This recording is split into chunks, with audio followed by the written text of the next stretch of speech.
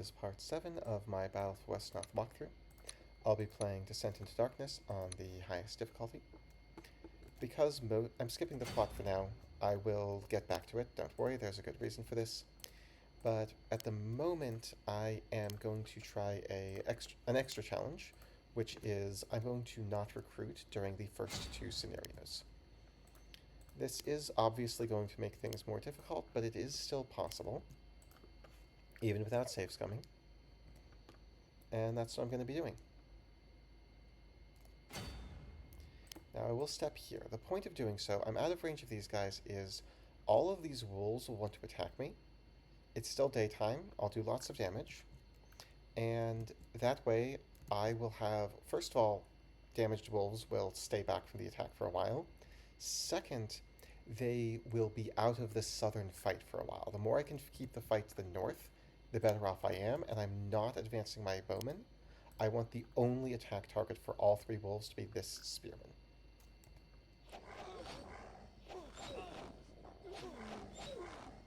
So yeah, he's already done 36 damage just from that, and he's only taken 20. So that's definitely good. Now, you can get involved here. Alright, one of them taken out. I did take 5 damage for doing that, but I am okay with that trade-off. And I'm stepping a little bit northeast because I want more of them to come northeast. I want them to stay out of the southern area. To be clear, if they get as far as this signpost, I lose the game.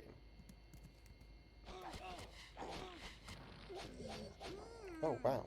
Good job, Spearman.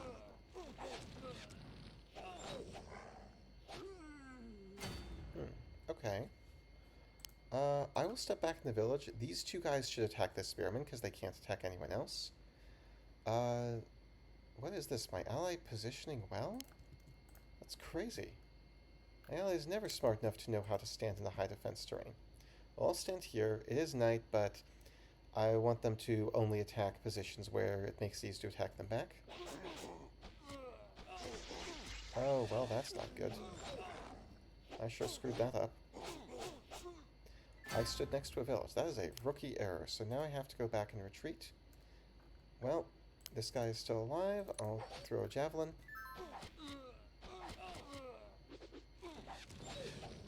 Now, this might seem like a loss, but there's a bit of a chance because this guy got close enough to bring the level 2 guy out. Now, you are just going to stay here and be safe. You are going to start attacking.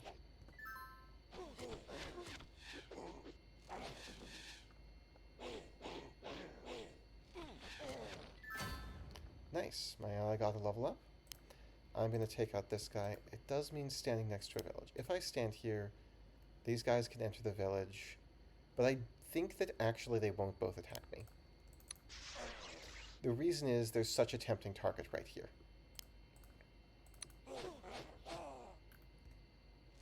Good. Yeah, they're going for the easy target. Now I'm definitely going to reclaim this village. Obviously these 2 guys working together can finish him off. I would like to bait this guy towards me, because I don't want him joining the fight, and my spearman is the only guy who can attack. Good.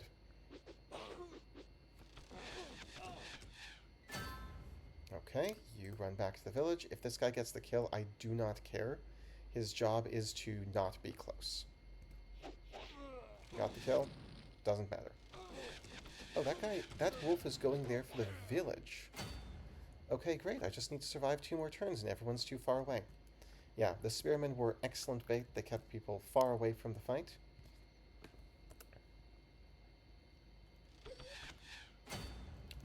And you know what? I don't want to risk losing Melon. I already got here, right? Oh, no, I didn't. Oh, yeah, that's 8 more XP. So these guys can do 18 and 18. That's 36 damage. They would have to hit 6 for 6 and also attack Melon, which I don't think they will do. What are you doing attacking me? Oh, I miscounted the turns. Okay, no, this is okay. This is okay. I just need to survive for 1 more turn. And this guy shouldn't go after me. They should be willing to go after the villagers. Good. Okay, I win. And we're back. Alright, that is scenario number 1. For For scenario 2, I'm simply heading towards this swamp, because in this swamp, oops, wrong button, in this swamp, I suddenly get access to these 3 ghouls with excellent poisonous claws. Now the basic plan here is put these guys in the front, poison my enemies. Wow, they're all coming that far south. Interesting. Now, this was fortunate. Each village has 0 to 2 goblins in it. And we're going to step over here and step over here. If these guys want to come after me, they're going to have to step into the horrible terrain. I think they will instead, hopefully, go after the guys with the poison. Good. One guy poisoned. He steps into that terrain. Okay. Yeah, so you're going to step there. And not get poisoned. Yeah, there was only a... Okay, let's get you taken out. Good. I'll get you taken out. He has 25 hit points. He's about to go even lower. He cannot outright kill Darkenvolk. I'm going to get this guy to the village. Oh, wow. Okay, so normally at least one of those, sometimes both, has a goblin in it. This does mean that I have now lost one of my guys, which I don't love, but too bad. Let's get you doing some damage. Still has 21 hit points, which is not bad. I'm going to not block the leader's escape. The reason is he's poisoned, he's about to run back to his keep. I don't want to risk Darkenvolk. Now you can... Yes, you can blast twice. Good. I think I want to put this guy here. Good, got some poison in. This guy theoretically can do 28 damage to Darkenvolk, so he could get the kill. I don't want that. He's probably just going to go to a village to heal. Yep, makes sense. There, now he can no longer attack, and I can get some healing. I have to be careful, because if 2 of the villages were safe, the others have lots. Alright, so let's get you here, and you here, and you here. I want you poisoned, so you're scared to attack. Good. Since he's scared to attack, he does not attack. And you can just get that kill. Now, next turn I win. Because, where's the ambush? There's an ambush. There's an ambush. And yeah, so those are those ambushes that I didn't have to deal with because I grabbed all 4 villages on my last turn. And that's the end of Scenario 2. Still 0 recruits. Alright, so now I have 116 gold. And a very important fact is that 7 times 16 is 112. So my plan is I want to recruit 7 ghouls this scenario. Important to note is that I get support of 2 units per village, which means I can lose 2 gold total and still be able to do it. Which means I'm going to start with this, and I'm going to step back so that these guys have to get poisoned. I have 1 village. Next, I'm going to come around here with a magical blast.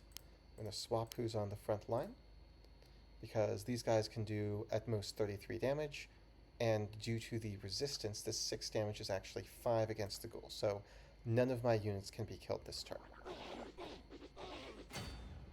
Okay, next I'm going to step here, and step down here, and step down here.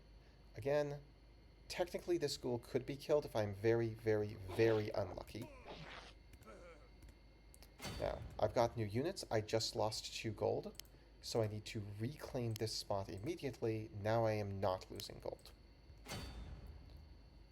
So, at this point, I have enough gold to lose 2 gold total and recruit 7 ghouls, which I believe I can do because I have 3 villages.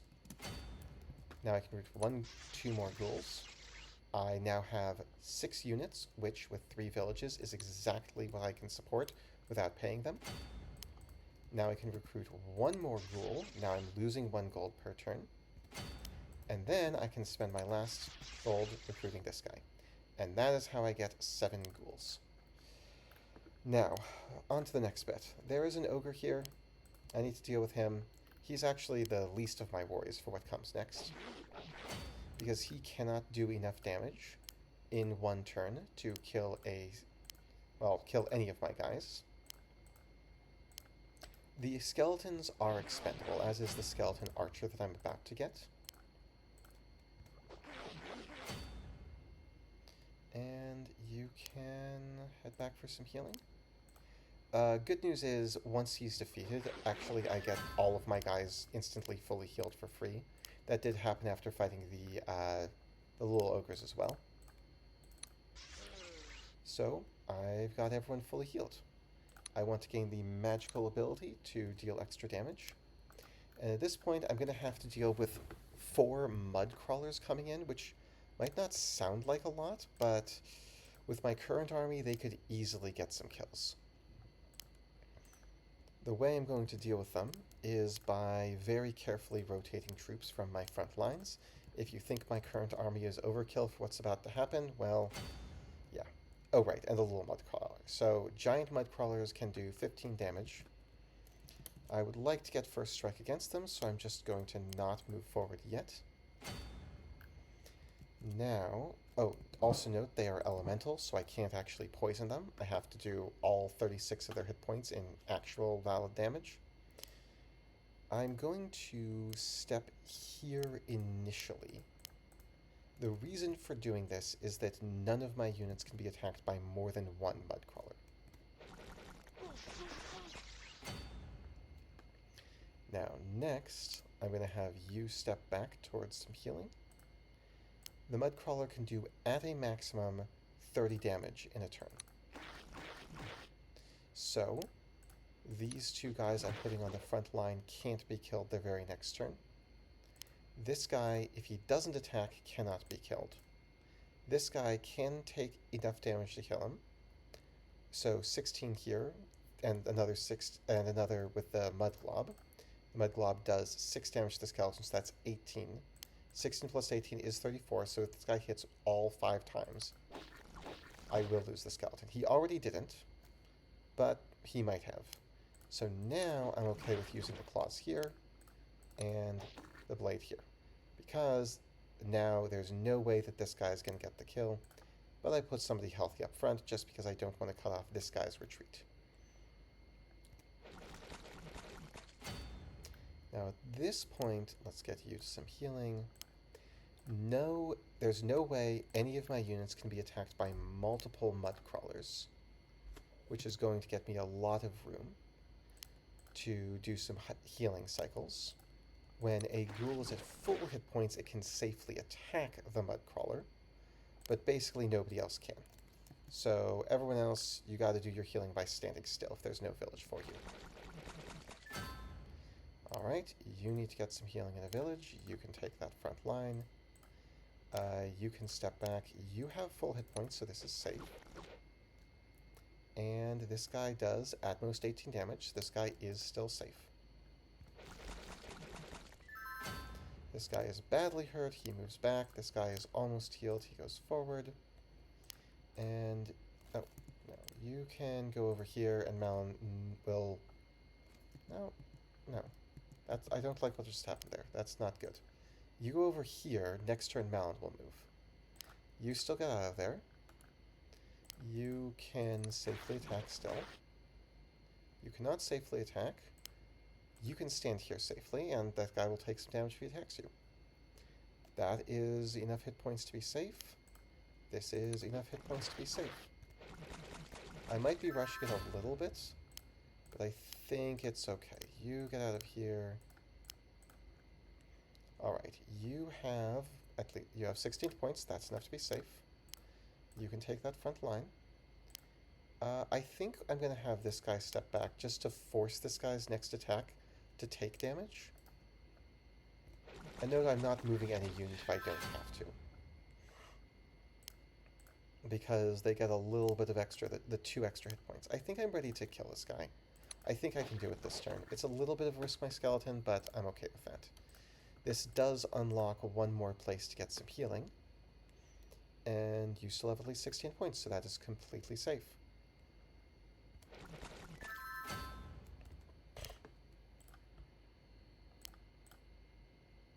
Alright, you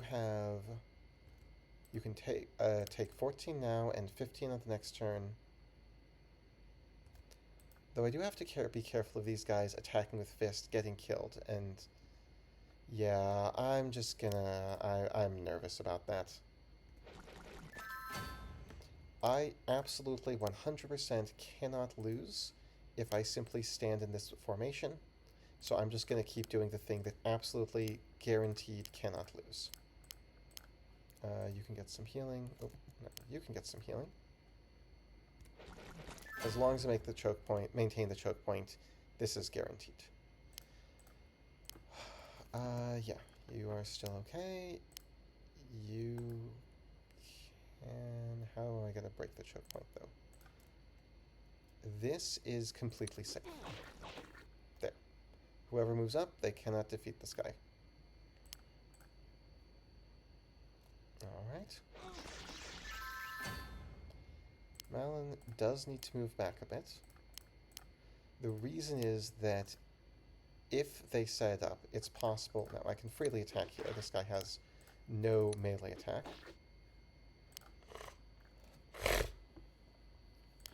You keep on healing.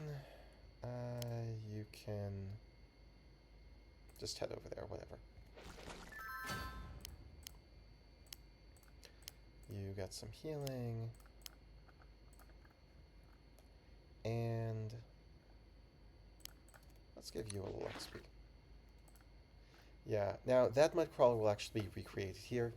The only way to get rid of the mud crawlers that... Here, I'll just show you in a moment.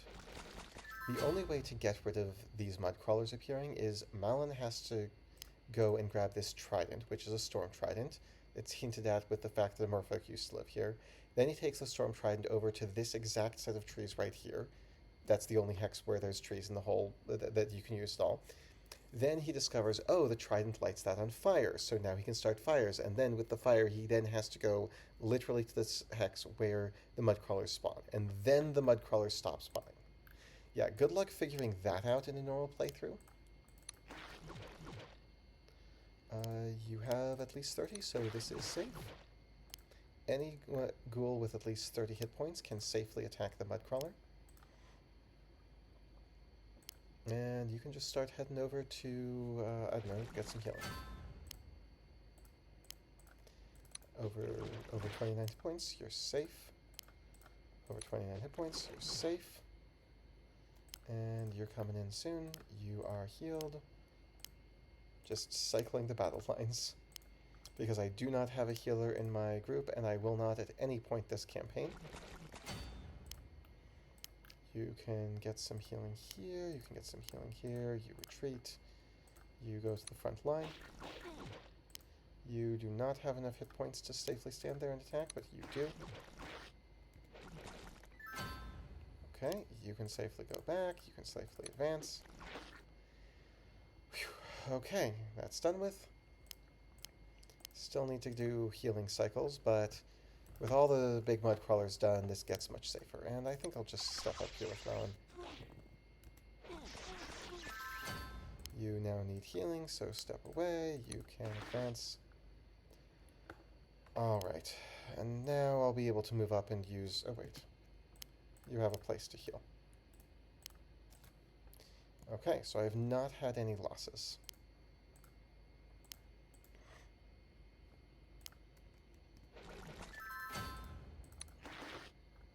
Now, to deal with the endless mudcrawler spawn in a way that doesn't require having read the scenario, Malin's just going to sit in this village, like, forever.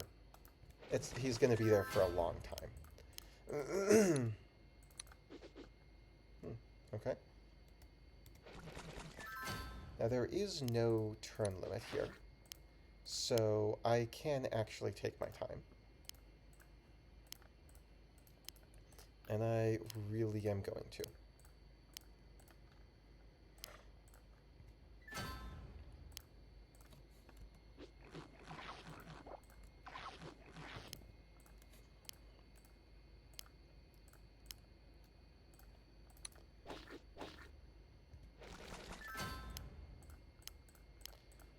get everyone over here to heal up. Malon will deal with the mud crawlers.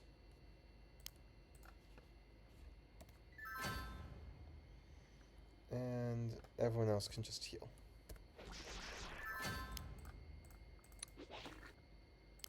You're fully healed. You get some healing.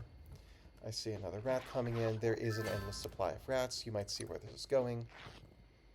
But for now, I just want to get everyone in tip-top shape for what comes next. Because there is a very dangerous fight coming. And if I lose some skeletons, that's too bad, but I don't mind. I want to keep all seven. I was counting and saw 6. All 7 of these ghouls. You are fully healed. Is there anyone not at max hit points? I have 1 archer not at maximum hit points. And that's fine. The rat approaches. That's fine. There's another rat. I'm going to deal with those rats before I trigger the wolves. There's a wolf pack beyond this.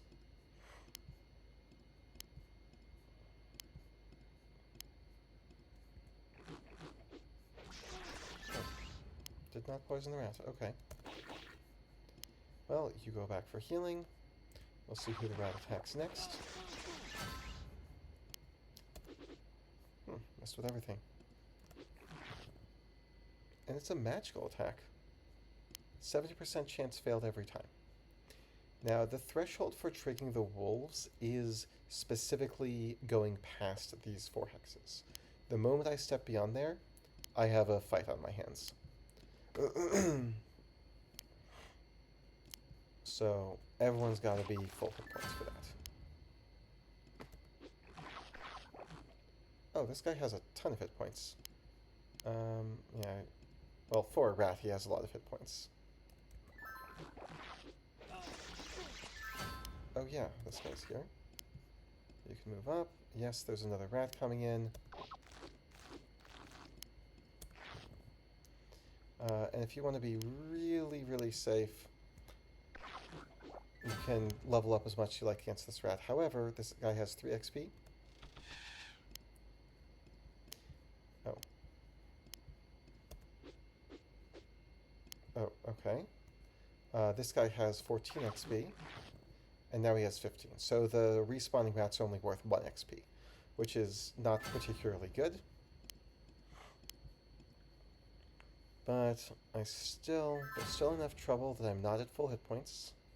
I want to be fully healed for this. You can step back here. And yeah, let's just... Okay, I did not take damage. That's good. You are at full hit points. You're almost at full hit points. I think I'm okay with triggering the wolves right here, because this guy is about to be at full hit points after resting. Yeah. So, here, mainly I want to be sure I don't lose any ghouls. Oh, and I'll keep it... Oh, I already attacked there.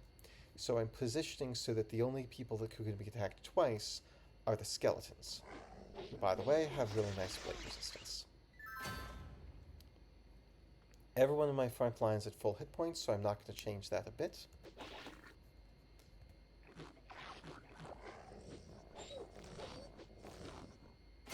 My front line is no longer all at max hit points. I am going to get some poison in. I think I'd rather just take this guy out now.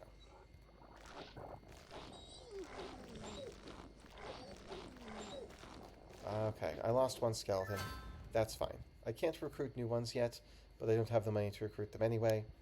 So, Skeleton Archer, get in there. You are at full hit points. You are not at full hit points, so let's get somebody who is right here. Now, this can deal 24 damage, which means if I don't attack, I cannot lose the goal right here.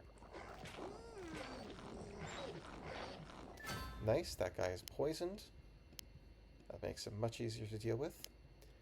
And I think I'm going to actually attack him. Yeah, there we go. Now it's safe for me to do this because, well, The wolf does not do nearly the... well, the... Wait, maimed? What? Oh, they have less movement points. I did not notice that. Oh, right. I should be still attacking here. So yeah, I did lose that one skeleton, but that is an acceptable loss. I'll get you back here. Let's deal with this rat. Now, if you look at the necrophage, it has an ability called feeding. Feeding says it gets 1 hit point added to its maximum whenever it kills a unit. So, yeah. Wow, okay. Sure. The basic plan is now get a bunch of hit points from lots of rats. There's even, if you look in the, where is it? The achievements menu for Descent into Darkness, they even tell you to feed a ghoul way too many rats. So, yeah. This is where the campaign becomes a little bit silly. If you've ever seen One Punch Man, it's basically that. It's like the protagonist does lots and lots of training at the very start so that then he can trivialize fights for the rest of the campaign. This is why I wanted to do the challenge early on, just so that there would be a challenge at some point. Though there actually is one more challenge later in the campaign, but it'll be a while before that. This scorpion I'm just going to ignore for a bit. You know what? I'll send the skeleton archer back here. Step 1 is just getting all my ghouls up to level 2. Meanwhile, Malin can easily hold the line forever. This guy does, at the very most, 12 damage, and that's if he hits all 4 times. For this guy to even reduce Malin's hit points, he has to make the... Malin has 6% defense. The, what is it, 0.4 to the 3 is 6.4% chance. This guy has to make the 6.4% chance to reduce Malin's hit points by 4, and he has to do that while dodging the attacks 10 times in a row to get Malin to die. So basically Malin is safe. Now we can get you here. You can get some healing. I want all of the guys that I have to be standing in high defense positions so that it's a little bit easier for them to deal with the rats. And I'll scroll a little bit this way. Oh, okay. I don't want all that moving around. Oh yeah, and to speed this up, skipping the moves, and acceleration, I'm going to go down to show combat, turn it off. I'm going to take all the sounds and turn them off, because otherwise this gets very tiresome. Anyway, that kind of goes here. We're going to keep the swap going on. And, oh, yeah. The main thing... I wish I had a way to make that not occur. I think I'm going to be okay here. Now this start is fairly tedious just because... oh, what the... Just because the XP is 1 at a time. But if I do it carefully, I cannot lose. Oh, I should be doing this. Once he gets to 60 XP, this is going to be a lot easier because then he'll have a magical attack that is not impact. His magical blast is impact, which against the Mudcrawler is 2 damage, thanks to Mudcrawlers having a 70% impact resistance. But that is only a temporary slowdown. And I just have to keep swapping these guys out because even with 70%, sorry, 60% defense, easy to take out. Oh, and let's remember that. Okay.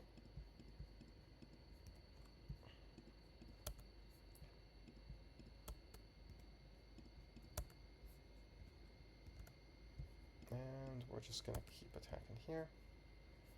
And attacking here. This is going to be tedious, unfortunately, but It will soon be much less tedious once I can just end turn basically every turn. And there is a point where you can end turn literally every turn.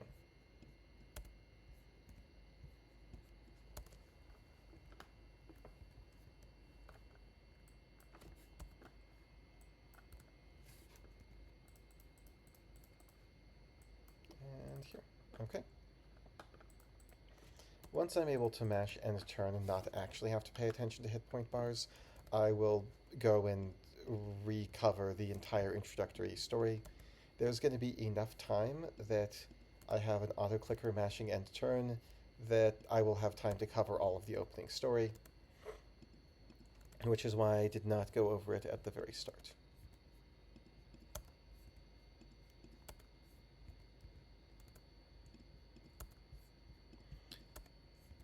And Melon can do that. And we swap out for healing purposes.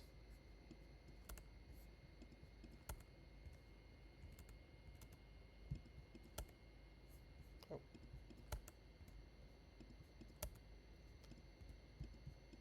Oops, that's not where I meant to step.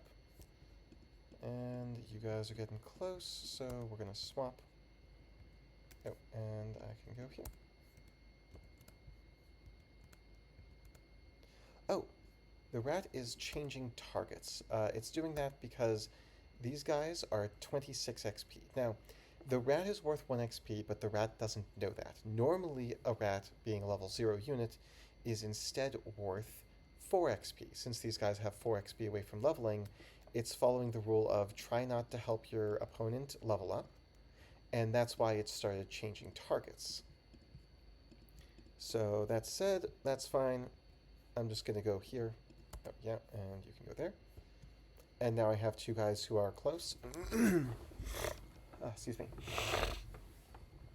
They don't have feeding yet because they're level 1, but I will get to that. Anyway, back to what I was doing. You can still attack here, and you can still attack here.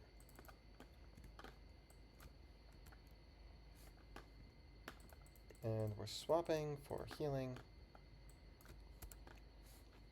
Sorry that this part is boring, but it will get better soon.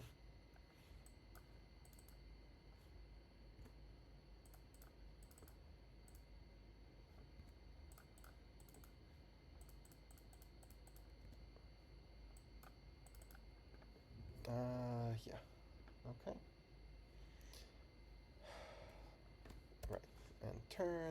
And turn some more.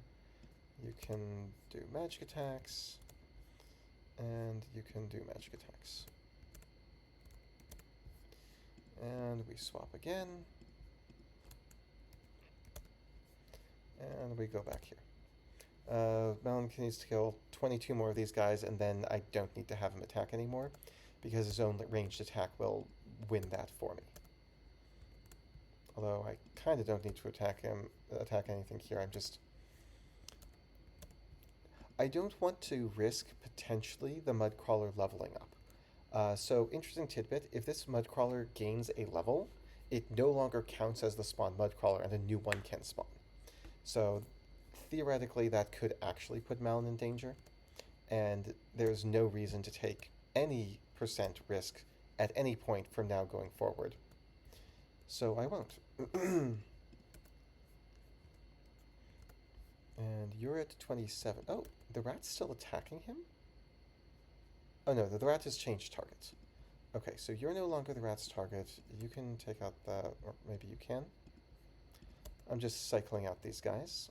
And you can head over here. So now I'll have... Let's see, you should stand way back here. Oh wait, no, that's not the order I want. I want the guys who are furthest from leveling. Okay. Yeah, that works. So these are the 3 guys who are not within 4 XP of getting to level 2. And, oh, Malin, keep attacking. I just need to remember to have Malin attack every once in a while. Like, oh, this is a good time to attack. And you keep going.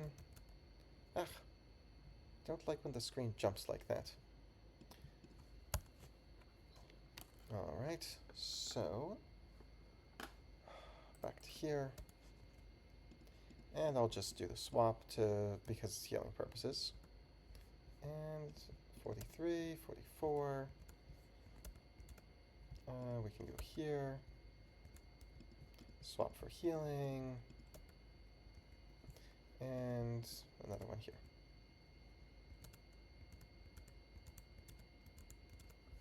Alright. I'm just keeping an eye on the health bar. I don't want it getting too low. Oh, Marilyn, you can get the... Oops. Don't want you to step out. I mean, he probably would have been fine if I stepped out, but why bother? Alright. Oh, and now we can swap. And you know what? This guy hasn't gotten to deal damage in a bit. We attack here. And I think I'll just have this guy stand the village. Oh, and yeah, same thing here. Oh, you are up to... Oh, he's up to 26 hit points. These are both guys here. So there's the one guy left that I need to fuss over. And he's getting low, so swap out for healing. Oops, did not mean to scroll there.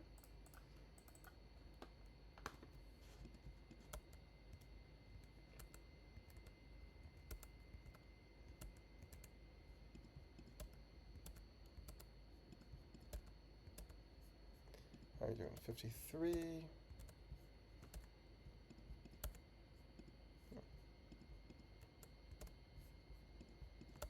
Oh, well, if this guy keeps getting attacked, he'll just level. That's fine.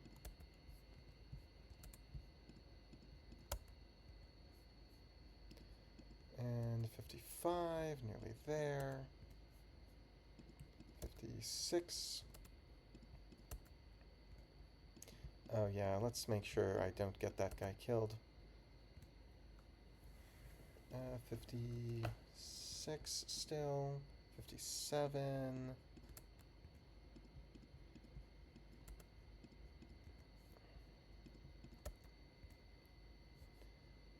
58. 50. 59.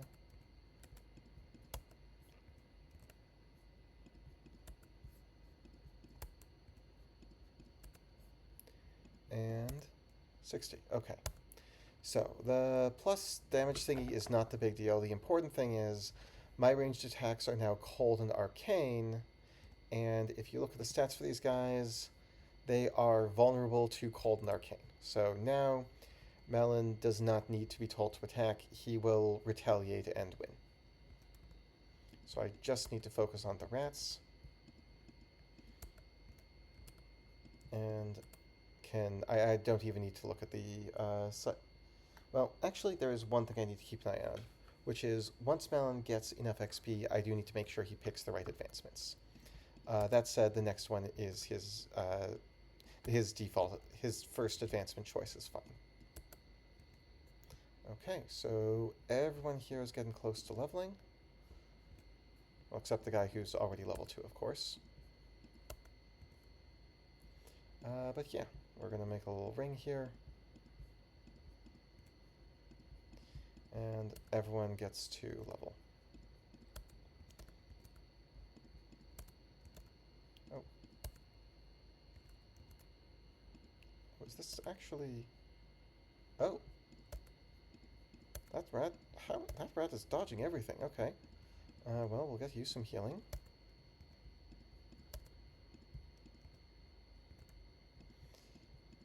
Okay, so I cannot actually be completely careless. We're going to have the level 2 guys step back. Level 1 guys get the XP. Yeah, you're a long way away. The next one is just a default advancement. You can step back as well. You can, so that brings us to these 3 guys only.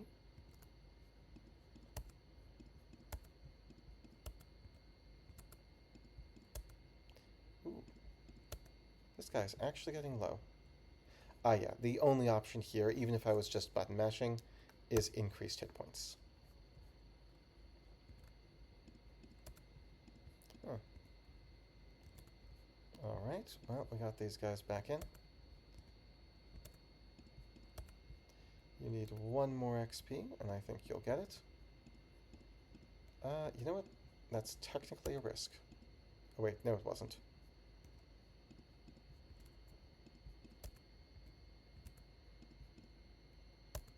Yeah, the rat can do at most 8 damage, so if I have at least 7 hit points, I can attack with impunity. That is at least 17 hit points. I can attack with impunity. Swap out.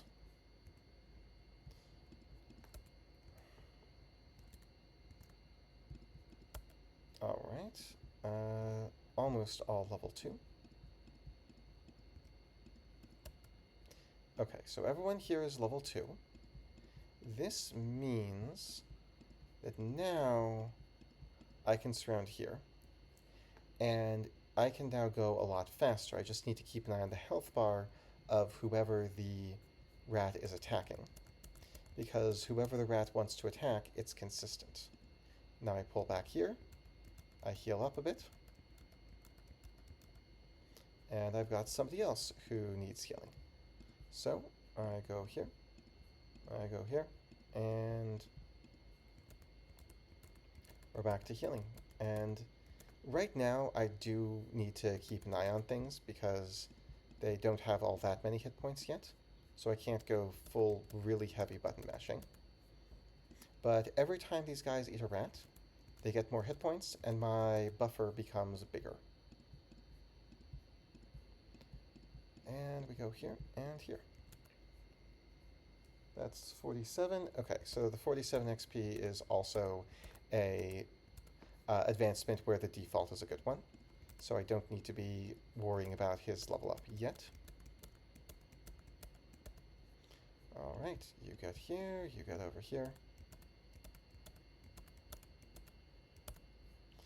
And you go here, you get the healing now, and you get back in the game.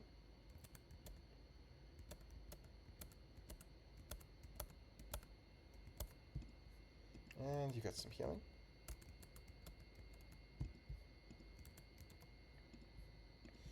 And same deal again.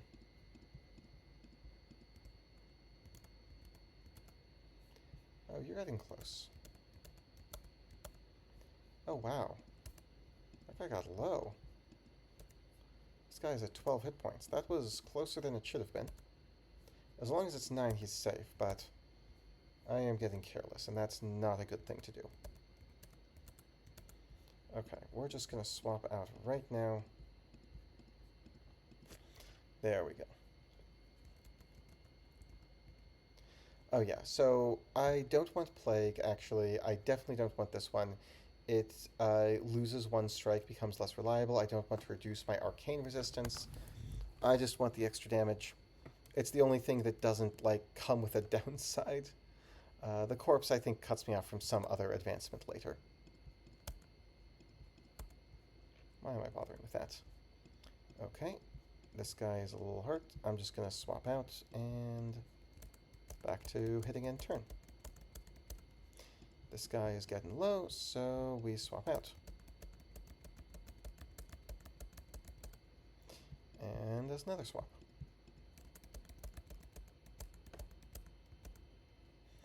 And another swap. Oh, well, I can't quite go there, so sure.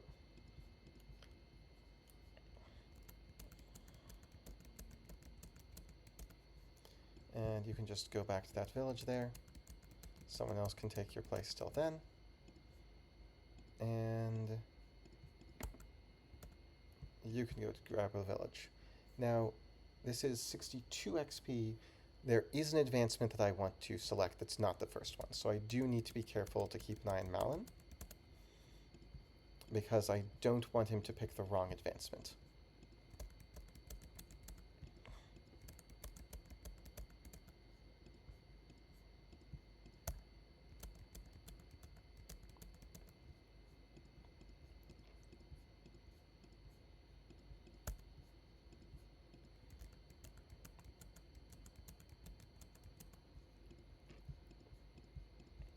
Oh, and the scorpion here, I'll get him eventually. Once I have these guys to level 3, that'll be a simple matter to deal with. He can be a bit annoying to deal with just because he has the healing from the village.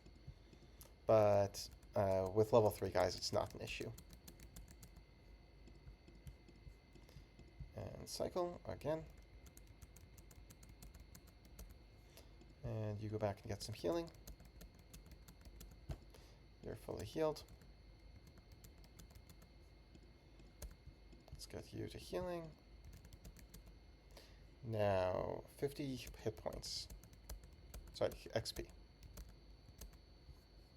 We're going to cycle here, and 53. 58. 59.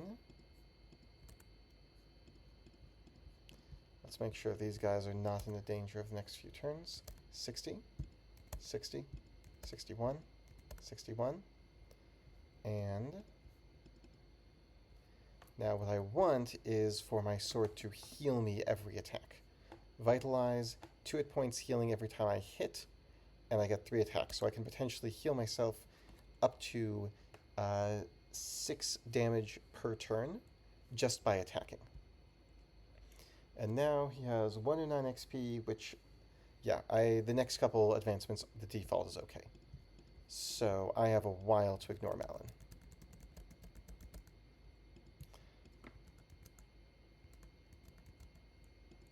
And yeah, the rat can try and scurry out that way once I open up that gap. You can get to... You can get to here. You can go healing. And you're fully healed, so get back in there. Meanwhile, you can get here.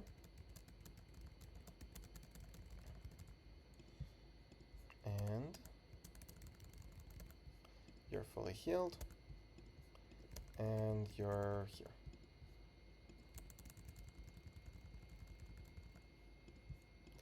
And here. So this part is a simple matter, just requires not being too careless. Now this guy is 4 XP from leveling, so the rat should avoid him, but sometimes the rat goes for somebody just because they are near leveling. Nonetheless, okay, the rat seems to be leaving this guy alone.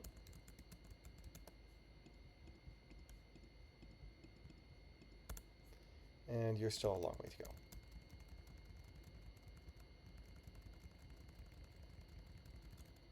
Oh, what the? I don't know why it sometimes does that. Alright, and cycle.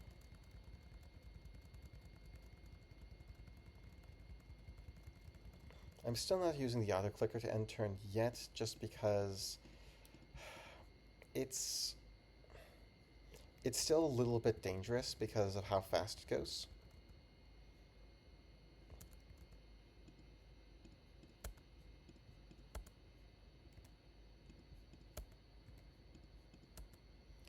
$56, 57. Okay, cool.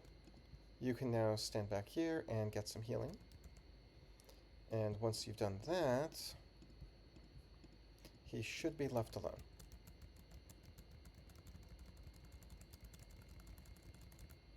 You're down to 20 hit points, so time to cycle. And you're at 56, 57. Let's see if he gets left alone.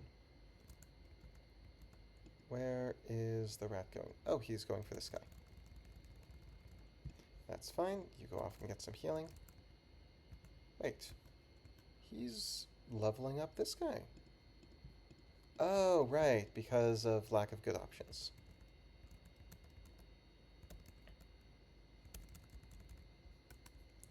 Regardless, you can head here, you can head here, and you can step in.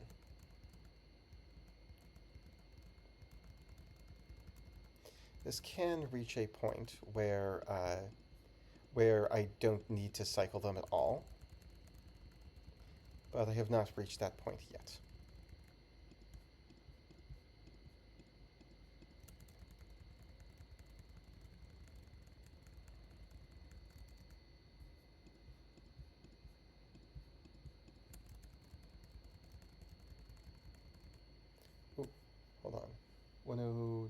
fine. Yeah, no, that's an okay one.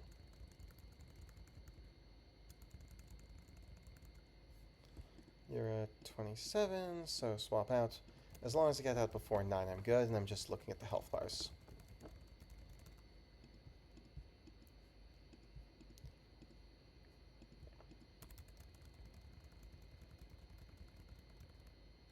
Okay, 55, 56, 57.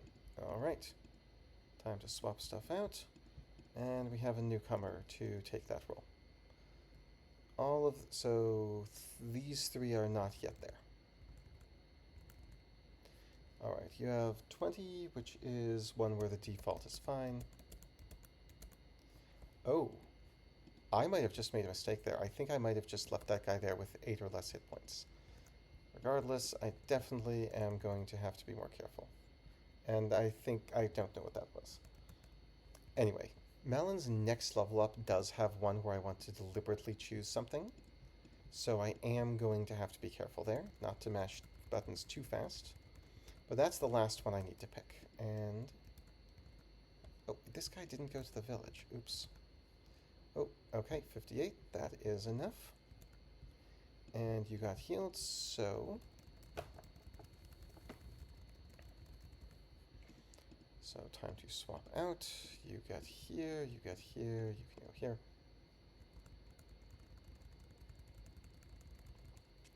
And this guy runs low fast because he doesn't have that many hit points yet.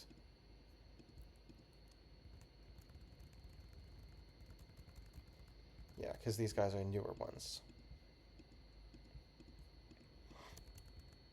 Oh, oops.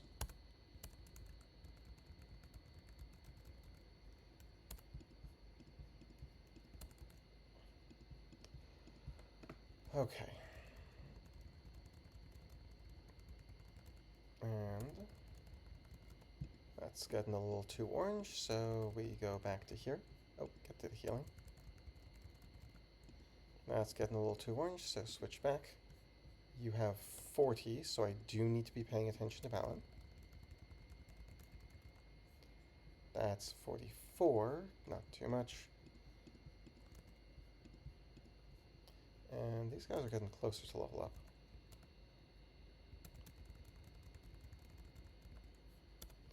You have 48. That's Malon's XP, in case that's not clear.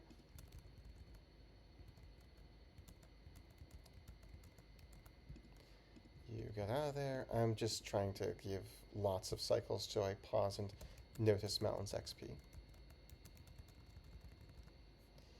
57.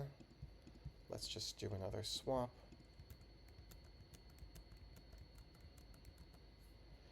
60.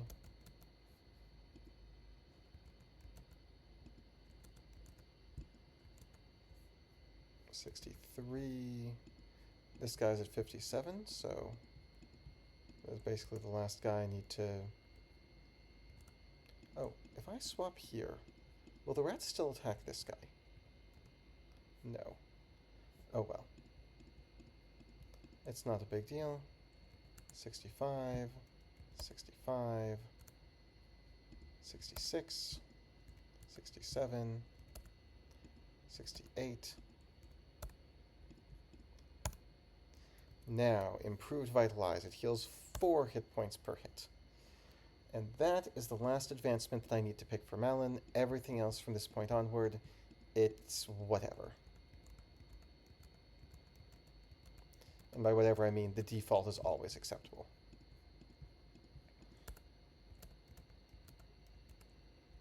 Okay. So they are willing to attack him now. Not sure what changed. But we're going to pop back here. And then pop back here.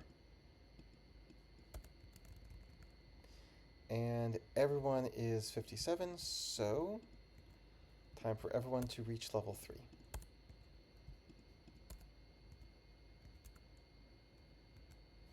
Oh yeah, he's mentioning the madness of all the time he's spending here, but, well, it's going to be a little more time.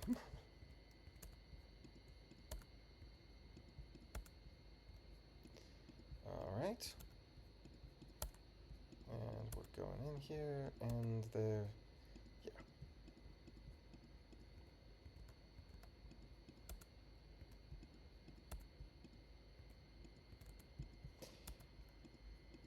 Oh, you don't need to be here.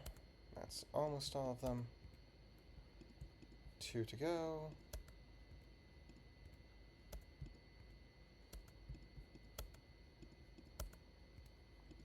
One more to go. Alright, so now these guys are all level 3. With this guy has 125 hit points. This is the one who leveled while fighting the wolves and got 1 extra XP that wasn't feeding. That's why he has 1 less hit point than the others. Okay, so now I can start button mashing much quicker. I still need to watch the hit points. He will run out in time. But with the auto clicker... oh, while I'm here, I should take over this guy. There we go. And now I'm back here. I just need to watch the hit point bars carefully. This is the guy who's losing hit points at the moment. I just need to make sure he does not go too low before I cycle him to healing. But you can see how much faster this goes now.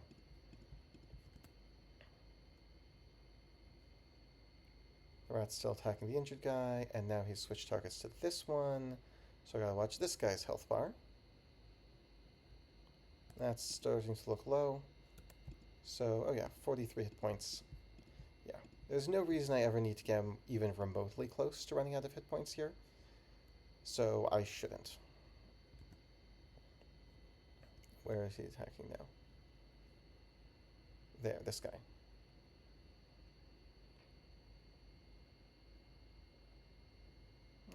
It's below about half. Okay. And time to swap. And once they get their first AMLA, they have even more time buffer. And after their second, they... oh, that was a Malin leveling up there, but the default is fine, so that's all good. There's some available level ups that like make him lose hit points every turn or lose hit points every time he attacks or something terrible like that. I don't want those. The least bad of the list of terrible ones happens to be up first, so I just went with that. And this guy is already near his next AMLA, or his first AMLA. And the rat is going after this guy.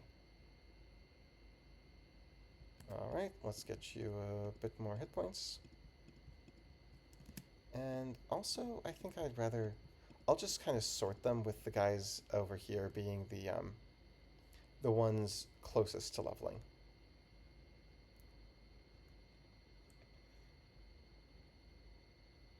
This is the guy I'm keeping an eye on health pool wise. And we're going to swap.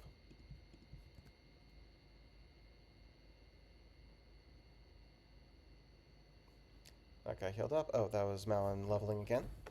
Or advancing. Whatever it's called when he doesn't actually increase his level. He just gets a new thing. Alright, this guy is... oh, I'm going to let him level get a little bit more. There, now he's 4 XP away. And I'm just going to let him heal up for a bit. Because he now belongs here. Just maintaining the whole, like, closest to leveling guys go here.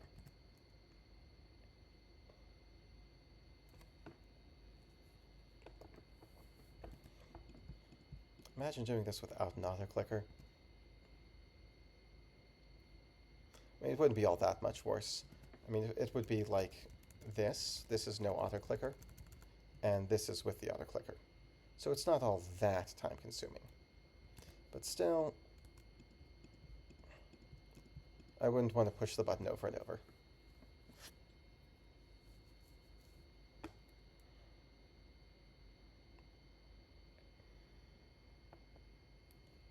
And you can see how much longer he's lasting now that he has a bigger hit point buffer.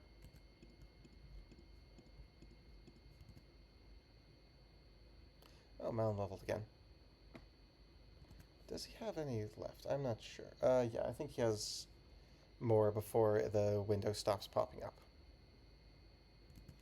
And that is 146, so let's get you your healing.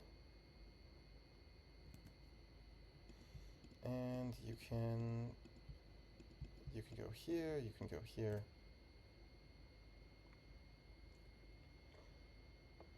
Alright. Soon I will be able to start reading the lore of this campaign, but I'm still at the point where I technically have to do something.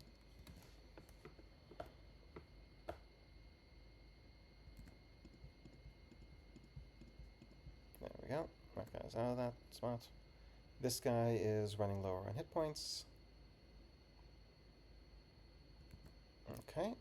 And I'll get you to the village, and you can go there soon.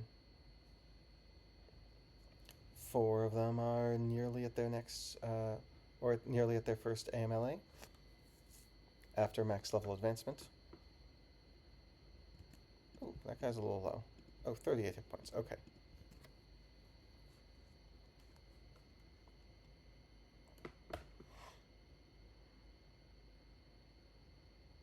Alright.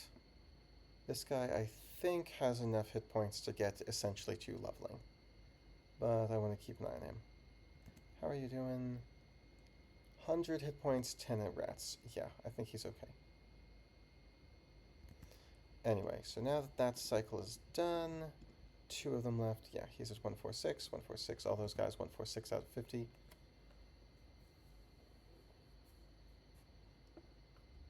Okay. And you can get some healing.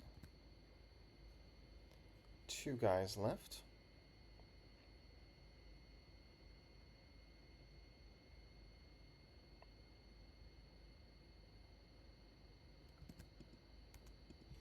And swap for healing. Swaps are getting further and further apart, but they do still exist. Infinity Rats still can defeat one of these guys when they have 200 to 300 hit points. The thing is, though, because their XP required to level grows exponentially, and their hit points also then will grow exponentially, it means that you get to the point where, well, where they can just sit there and they will level up, get their next AMLA, before they run out of hit points. Because XP needed to level only increases by about 30%, by, I think, yeah, 30%, or maybe 20% each time you gain a level. So right now you can see this guy has less than 2 hit points per XP needed to level, but that math is going to change soon. You're at 145. Yeah, you're 146, so everyone except this guy is good to go.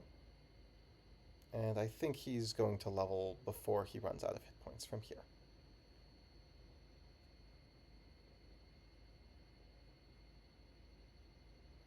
Okay, so this guy leveled. You'll notice he now has, instead of 150, 20% more.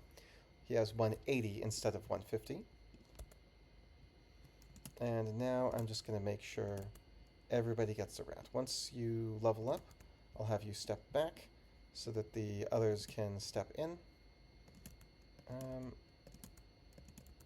What the? Oh, is the rat not coming out to attack? Okay, I'll go in and do it myself.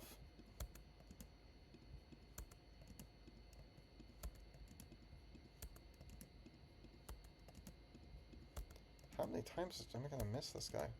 Okay, so you've got it. You can step in. Oh, yeah. So here, there's the options. I'm eventually getting at all of them, so I'm just getting the first one.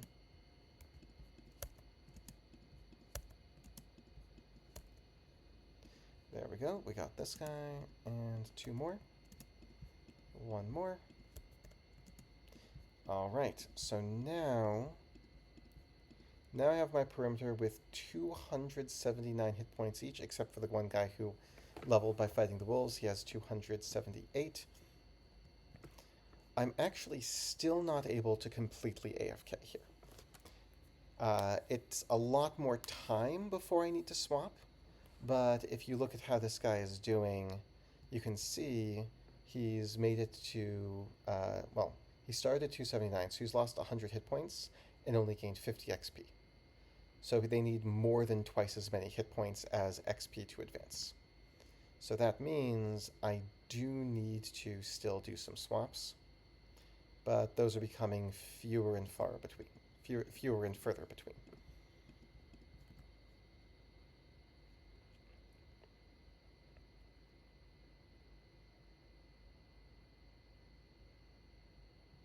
Now at this point, this guy needs 80 XP to advance, and he has well over 80 times 2 hit points. So he will never be killed by the rat at this point. Well, actually, that's not quite true. If I kept ending turn forever, he would get killed. Because they're very next to AMLA, they still need a little bit of buffer. Oh, what was that? Oh, right. He got to 420. When one of these guys gets to 420 hit points, Dark and Volk complains that the boy must be smoking. Melon complains about the sound of this when they get to 1,000, and if you get the one to 10,000 hit points, then he just straight up tells you, the player, what are you even doing here? Can you just stop? Anyway, so this guy is 4 XP from leveling, so you can see the rat attacking someone else. Who's the rat? Ah, this guy is getting attacked by the rat. Although I'm annoyed with how many extra 2 healings are popping up. So I'm going to do this, just so he can be done with his healing faster. Not that he really needs it, but... Oh wait, I can move this guy out of the way. This guy will need some healing. He's starting to get low. And... Oh. You go there, you go there. Get the healing.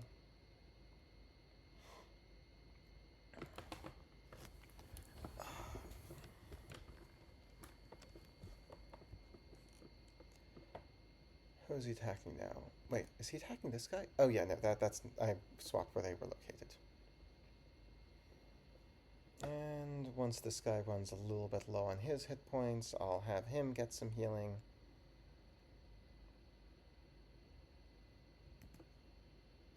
Okay.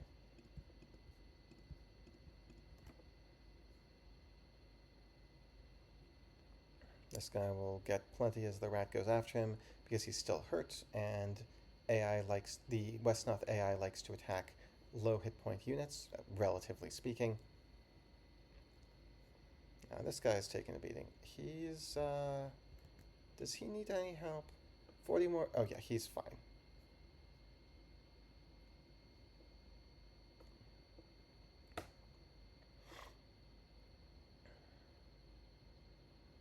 Yeah, so now the rat stopped attacking him because 4 XP from leveling. But at the same time, I don't want to sit around waiting, so we're going to go here.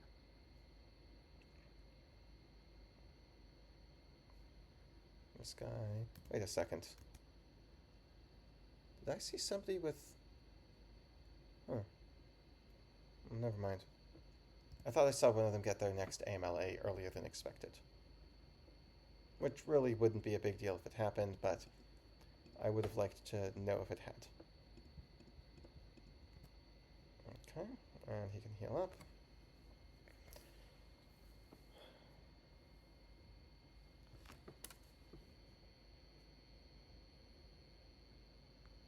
Oh, I should not look away from the screen. Yeah, that's fine. Let's be here. Okay. Time to do another swap.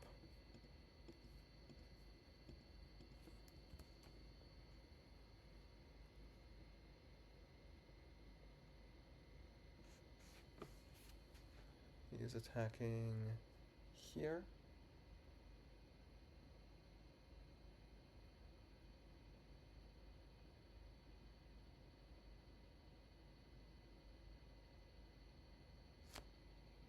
And is this a guy I need to worry about? He's fine. Less than 30 more XP, over 100 hit points left. Okay, and you can still step over here for healing, because I don't feel like waiting. And, oh, Melon leveled up again.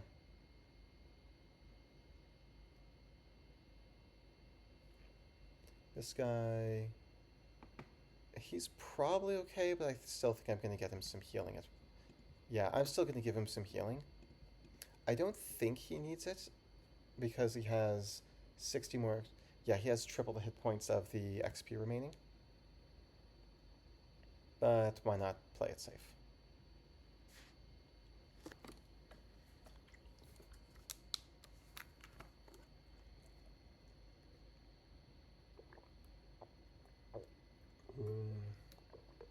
Water break.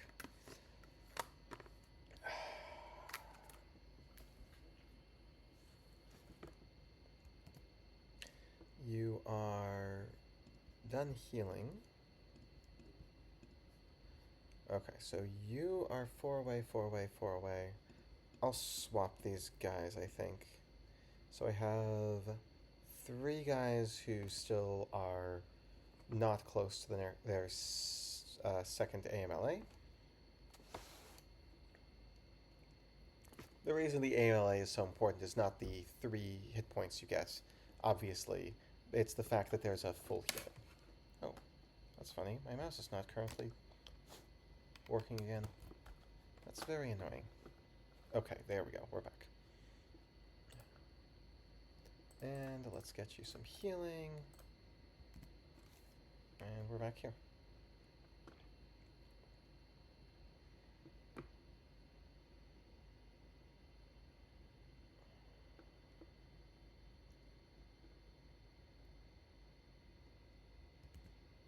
Okay, let's get you here. We're going to get you here to heal. 1, 2, 3, 4, 5. So just these 2 need their big pile of XP.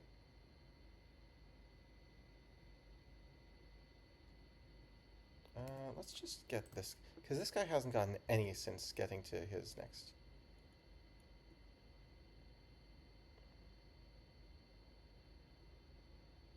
Yeah, he has slightly higher defense terrain, so he can last a bit longer. But my rule of thumb is, because I might be in 40% defense, I want triple the hit points as XP needed to feel really, really safe.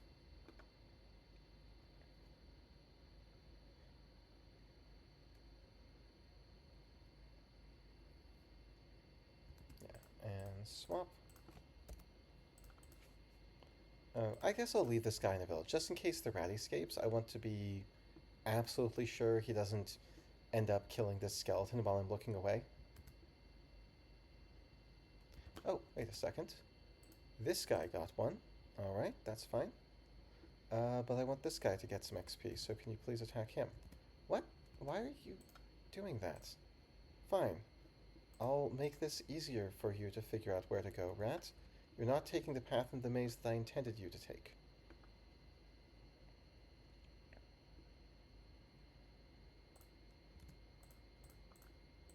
You can go here, you can go here. And I guess I'll go here, so that when one of them gets close, the others should get it. So I think he's going to stop attacking here, now that the guy's 4 XP from getting there, so this guy's getting attacked instead, yeah. And the +2 here, if you can see the green 2, is from the healing of the 2 hit points from standing still. Are you doing okay? 20, yeah, 200 hit points, 20 XP, he's fine. Okay, okay, so now it's the same thing as the previous round. Everyone who still needs the XP is going to go up and attack the rat. And you got it, so bring someone else in. You got it, so I'll just have you stand here. You got it, so I'll have you stand here. Oh, the rat's not attacking. Fine, I'll attack then.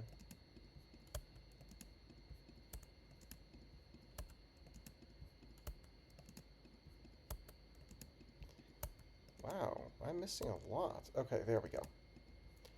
So, looking at this now, these guys need 216 XP to level, and they have over twice that many hit points. So I do feel pretty safe here, but I don't yet feel absolutely safe. And the reason is that's not 3 to 1. So I'm basically just going to get each of these guys up to about 100 XP, and then I'm going to cycle them out for healing. And then I'm going to be able to just completely AFK. But I won't really AFK, I'll cover some of the story stuff. So this guy needs... Okay, that's good.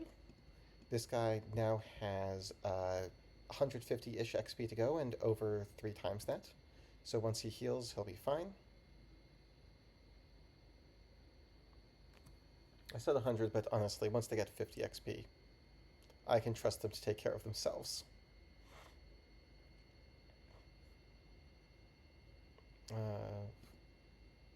450 something. Yeah, okay, we're okay here. And you can head here.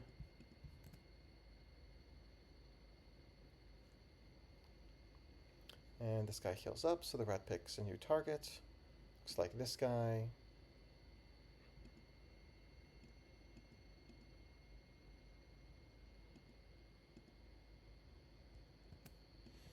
Okay, and we'll get you down for healing.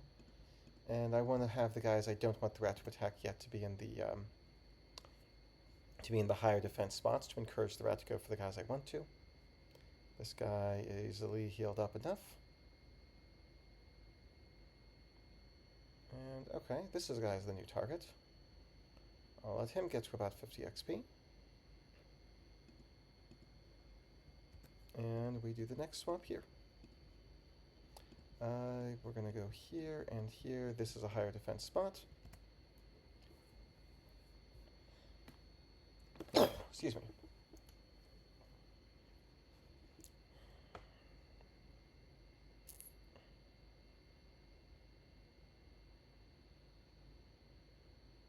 Oh, this guy's taking damage.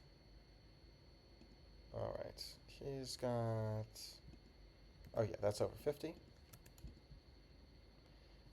I'll just have you go here, you got the healing, and you can, I guess, step back here, actually. Who doesn't have it? You two don't, you guys don't. Yeah, I'm fine with that. Just making sure the rat attacks where I want him to attack. This guy is on his way to 50 XP, but not there yet. And if I overshoot a bit, it's fine. And finally, this guy here, and you know what? Yeah, everyone has plenty of XP. So this guy should be able to handle it till... This guy, he's got 30. Let's just keep cranking up.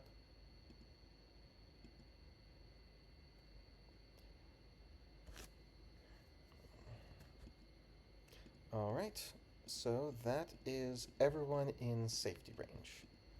So whoever the rat attacks, they will heal. Anyway, so while that is going on in the background, I'm going to go over the introductory story text that I skipped at the beginning. Malin Keshar was born 10 years after the death of Haldric IV.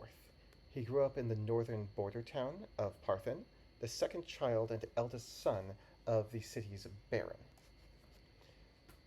Every summer, by the time the mountainous paths and high passes shed their wintry gowns of snow, orcs descended from the northern hills to ravage the settlements at the frontier.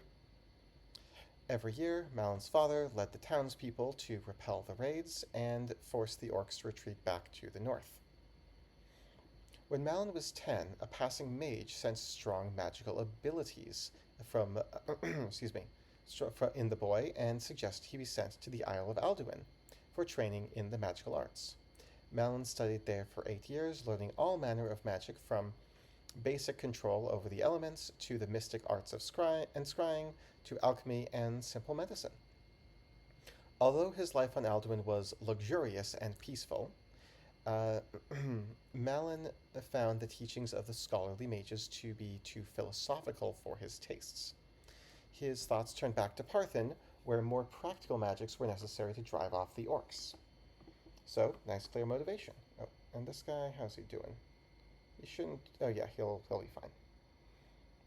You can see that this guy is healed up. Yeah, right. Malin began to research these magics on his own, but his lack of patience and general indiscretion eventually led to several confrontations with his teachers and other students. Believing Malin to be too reckless, the mages expelled him from Alduin. When Malin returned to Parthen, orcs had already begun to attack the city. Although he tried his best to fight them off, the raids were far more relentless and the town guard was far weaker than he had remembered. One night, a particularly powerful band of orcs overran the city walls, and Malin could only watch as his father was cut down by one of the savage orc warriors. Shaken by the loss of their commander, the human defense began to falter. The orcs roared in anticipation of victory, but before they could overrun the city, skeleton warriors poured out of the woods to their rear. The undead cut down orc after orc, swords and axes hacking through flesh and bone with ruthless efficiency.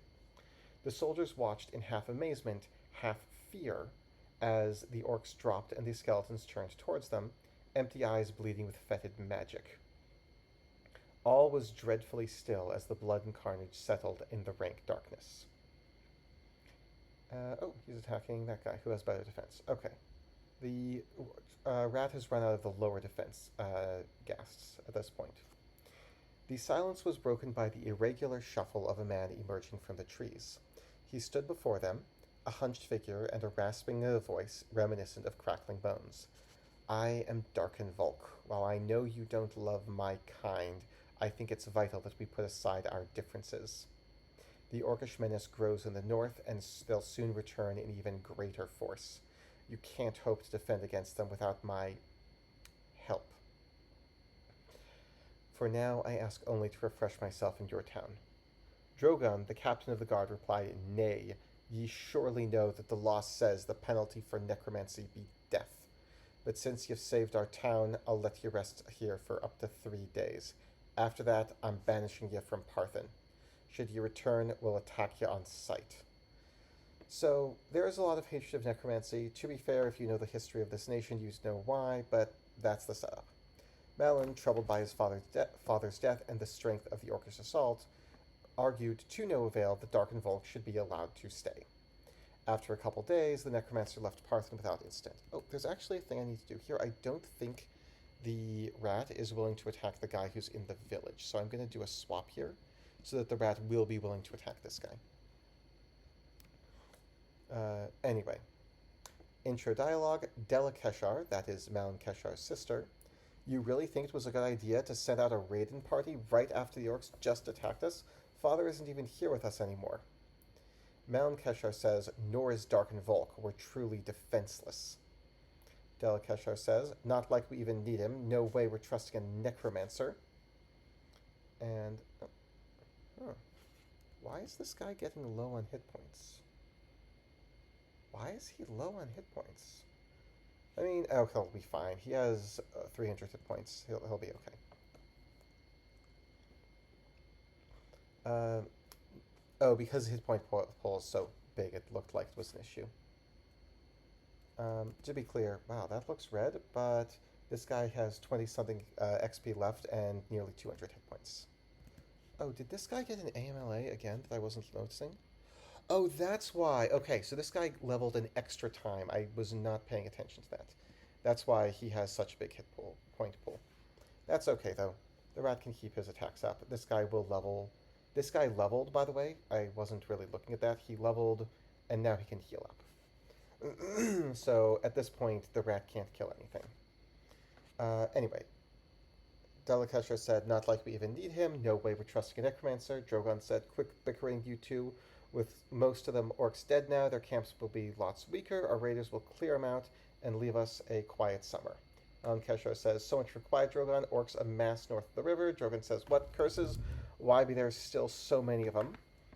Della Keshar says, Well, you sent out a bunch of our soldiers before we even started to fix the city walls. Drogon, quiet you. Okay, so Drogon does legitimately suck at leadership. Melon, you got to hold the river fort, they'll overrun us. The raiding party should be back in 2 days to help fight them off. For now, I'll send the remaining guards to help you. So, that's the introduction that I skipped over, and that's why you have to hold it for those 13 turns, which is a little bit more than 2 days, but too bad. Maybe Drogon's not the best at recruiting. Now, if you recruit a walking corpse, then Drogon complains, but I didn't do that, so that didn't show up. The victory dialogue, let's see here. Oh, hold on. Is this an issue? We're fine. 50 XP left, 150 gold. That's, sorry, 150 hit points. That's triple. It just looks a lot worse because of how giant the hit point pool is. I know this guy's looks like he's very low, but he still has 92 hit points left, which still makes me nervous. You know what? I don't... I'm just going to swap. I probably don't need to do that, but that sight of the hit point pool just being so low makes me feel nervous.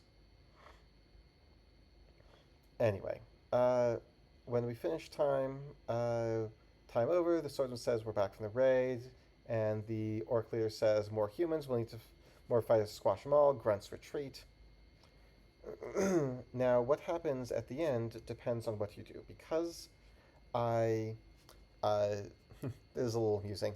In the dialogue tree, it says no necromancy as if that's possible. Yes, possible, I totally did it. Malin Kesher says the orcs are dead. Drogon says bravely done holding off them orcs by yourself, Malin, but we're not out of trouble yet.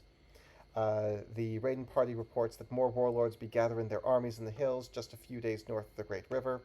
I don't know if we can fight them all off. Malin Keshar then says that we must seek help. It hasn't been long since Darken Volk's departure. Perhaps I can find him and ask him to aid us. Drogon says, I'll pretend like I didn't hear that. Malin Keshar says, then what would you have us do, Drogon? Let the orcs overrun Parthen? Abandon our families to those savages? Drogon says, yes, leave Parthen for now and rebuild later like we always do. Drogon's plan is to leave Parthen, flee somewhere else, and eventually return. Oh, that somebody just got to 1,000 hit points. Yeah, this guy did. Which is fine. He has plenty of room to grow. That said, I don't really need anybody past that point, so I'm going to do this. Oh, wait, is there a way to do this? Yeah, here's what I'm going to do. Because I don't need them to have an infinite amount of XP, or an infinite amount of points, 1,000 is fine. I'm not going to get the 10,000, to be clear. Maybe I will, just to see that, but I don't feel like I need to. Let's see. How are your hit points? You don't have 1,000 yet. Yeah, when I see somebody over 1,000, I'll have them pull back. Where was I? Oh, yes. What do we have us do, Drogon? Oh, yes. Where Drogon says leave and rebuild, Malin says, or we can drive off the orcs altogether and make sure they never attack us again. Surely I can't be the only one that sees what Drogon says is madness. Drogon, if you go out on a quest to seek depravity, none of us will support you. One of the spearmen, who presumably is still there, says, better to die than ally ourselves with a necromancer. Malin asks, Della, sister? And Della says to her brother Malin, I hope that you'll stay with us, Malin. Be reasonable. Malin says, be reasonable. I'm the only one who sees reason here. If no one will help me, I'll go by myself. Della says, oh, let's see. Is this guy? No, he's not there yet. If no one will help me, I'll go myself. Della says, Malin, seeking out the help of a necromancer is just foolhardy. We need you here to help protect the town. Malin says, you'll eventually see that I'm right, Della. I'm resolved. I don't like how low this looks. I know he has 150. I'm just going to put him in the village for a bit. If there's a way out, too bad. Okay, now he's definitely fine. Yeah, there's no way this guy's going to get killed now. And that is the end of Scenario 1's text. Then Scenario 2, Peaceful Valley. That's where I fought all those goblins. Bitter and alone, Malin follows the back trail of the orcish band north from Parthen. He curses the mages for... Why does this look red? Oh wait, no, the rat's not attacking me here anymore, it's fine. He curses the mages for casting him out from the Isle of Alduin, only half prepared, unprepared for conflict. He curses Drogon for lacking the resolve to make the necessary sacrifices to protect their home. Most fiercely, he curses the orcs for their mindless savagery, pillagers and raiders who view violence as little more than sport. 3 days' travel northeast, Malin stumbles upon Darken Volk, the necromancer who had saved Parthen and taught him to raise the dead. The Dark Mage suggests that they travel together. Malin obliges, having been abandoned by his kinsmen.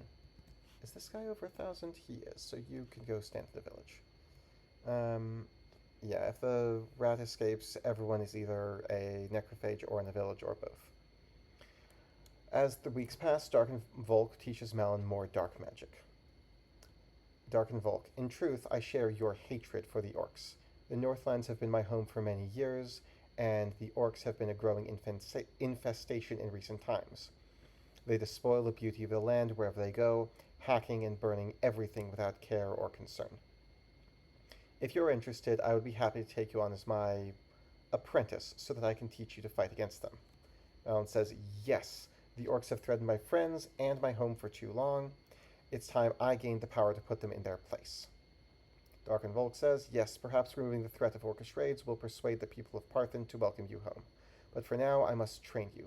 The orcs are powerful in the hills, strong enough that even I dare not confront them directly. Oh, is this guy? This guy does not have enough hit points yet. It still makes me nervous. It still does. I'm going to put him here. I know it's probably fine. I just see the health bar getting low and it makes me worry. Anyway, but for now I must train you. The orcs are powerful. Right. Malin Keshler says, then what shall we do? Darkenwolf says, strike them where they're weak. A goblin village lies in this valley, just ahead. They're the bastard children of the orcs, feeble creatures individually, but annoying enough in large numbers. Subduing them will provide us a supply of fresh corpses and souls to use against the orcs. It will be a worthwhile test of your skills. And when we... Oh, is anyone here 1,000 hit points? These guys are not 1,000 hit points.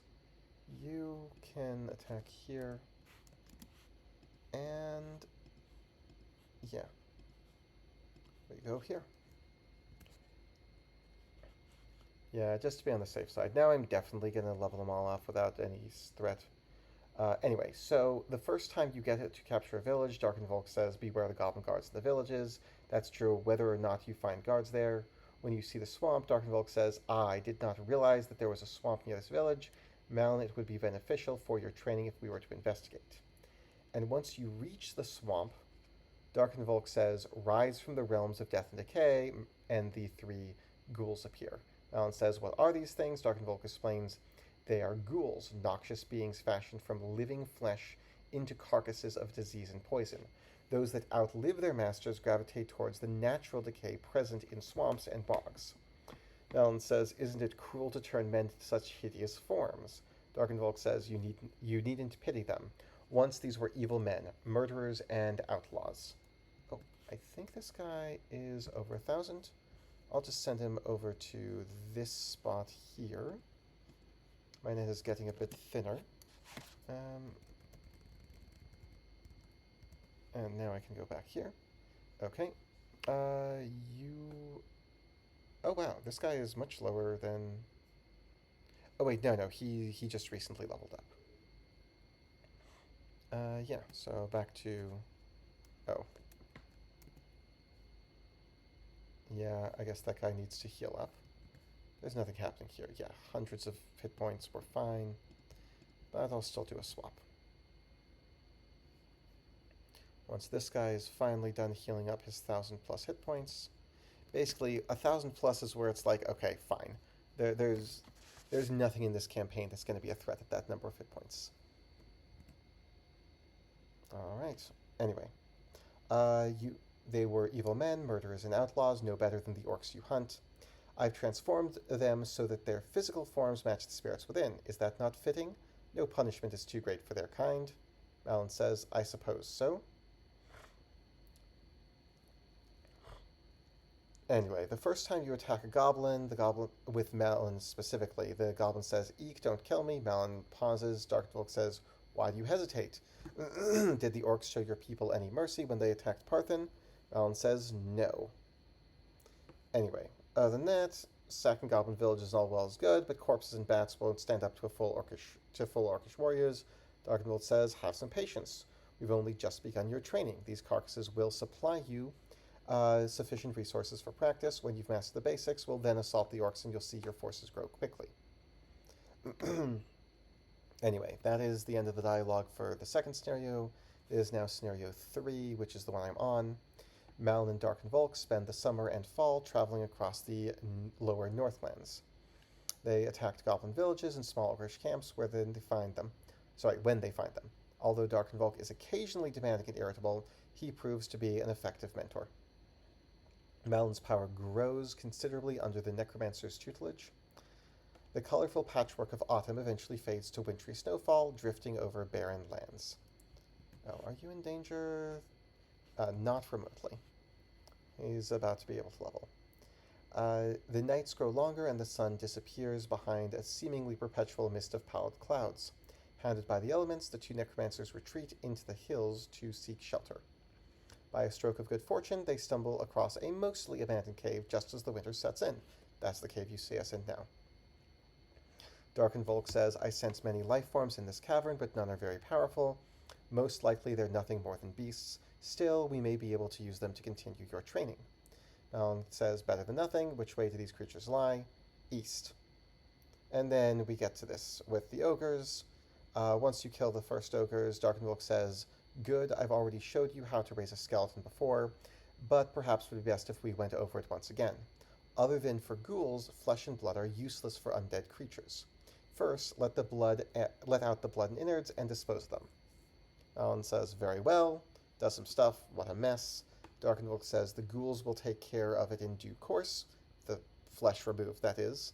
The blood and innards. Next, strip away the flesh. A little remaining is fine. Too much will hamper your skeleton's movement.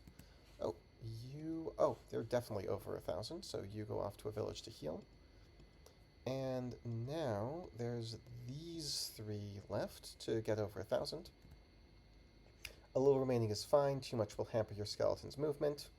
And then, bind the strings of energy to the bone. Skeletons are no more than puppets.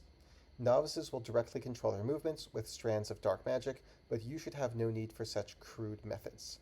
Instead, instead impart your will upon the skeleton, spread the threads over the bones, and let loose the twine from your hand. If your will is strong enough, the skeleton will be able to move on its own. I'll try.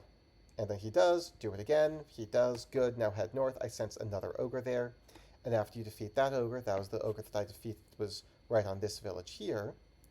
The ogre seems to have looted a bow. Use it to create a skeleton archer. How are your hit points looking?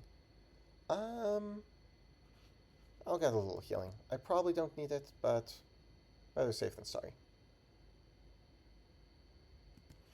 Okay, that's surely enough. He needs... Yeah, that's easily fine. Malin says, "Very well." He gets the skeleton archer. That's the one you see here. "It seems that raising skeletons is already a trivial matter for you now. You are indeed talented." "Perhaps, but I'll need more than a few skeletons to fight the orcs." "They'll come in time when you learn to control more of them at once. For now, continue exploring these caves. We may yet find something else of use." And other than that, that's just talking about the swamp and discovering there's a merman there. And if you get a Necrophagic Gas to 420 hit points, Darkenvolk says, "Has this boy been smoking again?" When you get to 1,000 hit points, Malin says, "Day 1337. All sense of time and being are entombed within darkness. How long has passed since I claimed here? My senses are a blur. My past life, my prior goals, my very self is all but a distant memory. All I know now is the constant squealing of rats and the ever-growing mountain of flesh that feasts before me." And as you get to 10,000 hit points, he says, You there behind the screen, you are the one controlling me. Why are you doing this? What did I do to deserve this torment? Please, I beg of you, end me now, release me from my misery." Anyway, so that catches us up on the story. Meanwhile, I'll go back here. Let's see. You could actually use a little healing, as crazy as that sounds. Let's see, you can advance, and you have just advanced. I want you to advance, so I'll keep attacking. Alright, these guys are not yet at 1,000, but they'll be there pretty soon. And we'll get you over here. The rat's got to attack somebody. He's attacking... Who are you attacking? This guy? Yeah, you can definitely get to 1,000 max hit points. We're pretty close now. What the? Scroll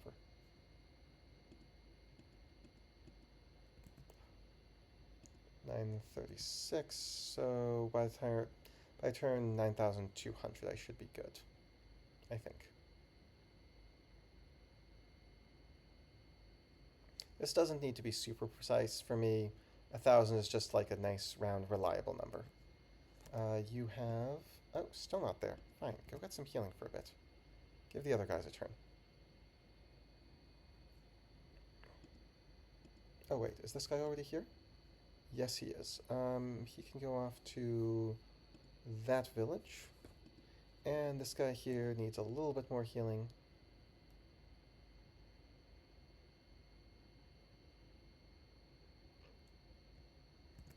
Okay, and you are not there yet, but I do want to get this guy to advance, because otherwise the rat might not want to attack him.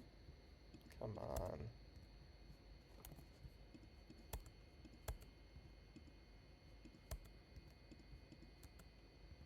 Alright, he has advanced.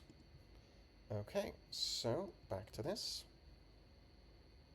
This guy is not there yet, but 970, 980, 990, and 1,000.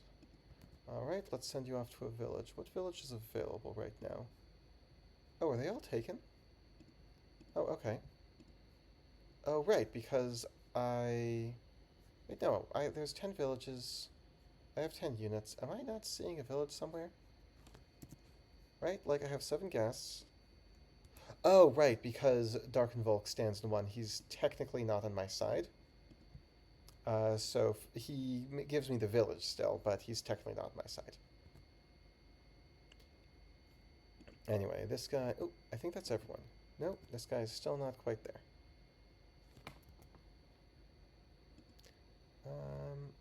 You've got nearly enough. Okay. And that guy just got to 1,000. So, looking at my ghasts, every one of my ghasts has at least 1,000 hit points. Now I'm going to go and actually finish off the Mudcrawlers permanently. I grab this trident. Oh, and I can put everything back to normal now.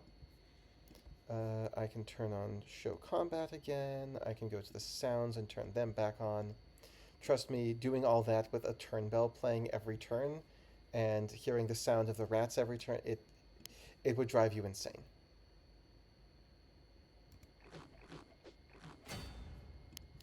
Yeah, so we're going to head up here. Nothing oh, right, I have to go here first. And I get here. Yeah, you can see why I set those here. So this sets the trees aflame. It's burning now. And I'm just going to head over here. So I can't directly get this with just Melon, just because the moment he does, a new one respawns. But if I simply bring this guy over, he clears the way, and the fire gets rid of that spot. No more pesky crawlers, and I get a tiny amount of XP, though that hardly matters. Now, to get rid of the rats, again, it's very easy to not figure this out, but you can go over to this vial here. I think this is a little more plausible, because you find the vial, I wonder if it could be useful, and there was a scorpion here with a visible skeleton right here, as a clue. The scorpion's poison gland is still intact. I bet I can make a potion out of it. I now have a poisonous potion.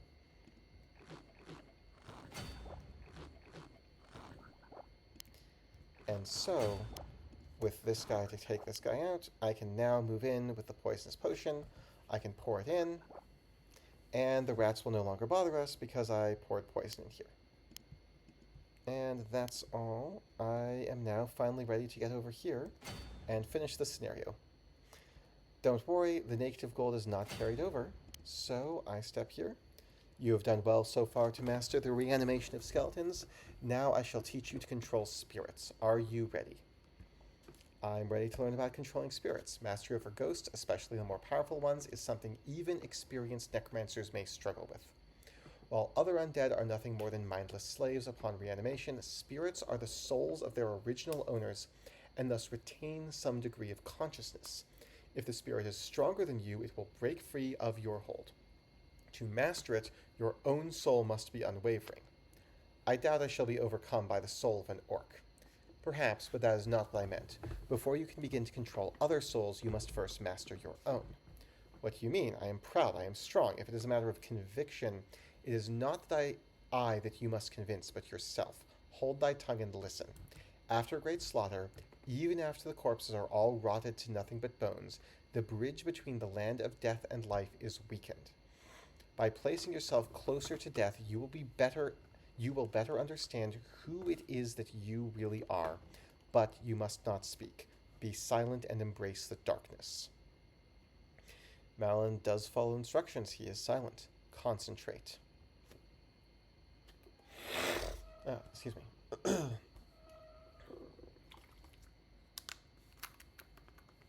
And I reach the reflection pool. What sorcery is this? Darken Volk, what's going on? Where is everything? Who are you? I am Malin Keshar. No, I am Malin Keshar. Tell me who you are, and this time make it believable.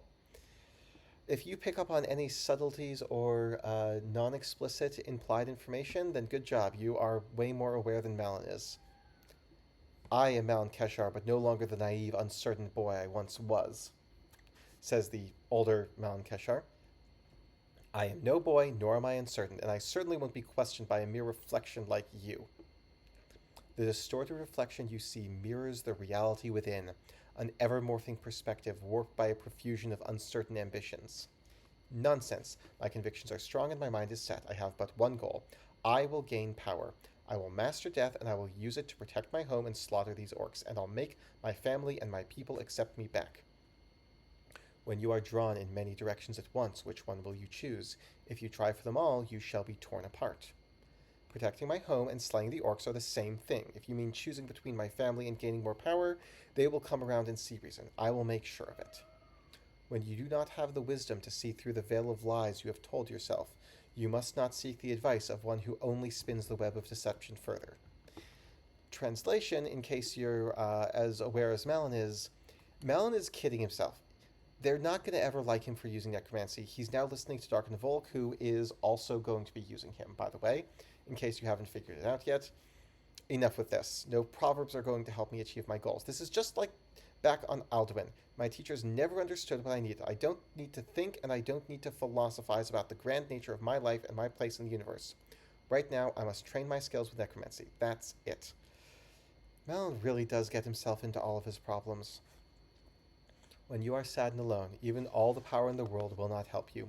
In the barren void of endless night, will rage and hatred alone be enough to sustain you? My choice is already made. Rethinking it is pointless. I have never been one for regrets. Damn it all, as if I would pay heed to a twisted doppelganger of myself. Anyway, what did Darken Volk say about it again? After great slaughter, even... Yeah, if I use that knowledge, I should be able to sense a soul. And we have a ghost. I did. And... Freedom. Your sorceries cannot shackle me, Malin the Damned. I failed? No. The spell's too tricky the first try. It just matter. It's a single weak spirit. I'll crush it. I'll exert my will back over it. Now here, you can very much end up losing here. Imagine if I had never advanced Malin in any way at all. If it was still, like, 0 XP the way he started. He would have no good way to fight the ghost. Now, as it is, yeah, I got this. And this guy's back under my control. I've done it. I've learned to summon the souls of the dead. So you have. You even regained control when it slipped. Nicely done. Now, your first ghost is special. Use it carefully. It'll serve you well. If it escapes again, it will be lost forever. I won't make the same mistake twice. Anyway, you've done well so far, but there's more to learn. We have work to do. And that is the end of Scenario 3.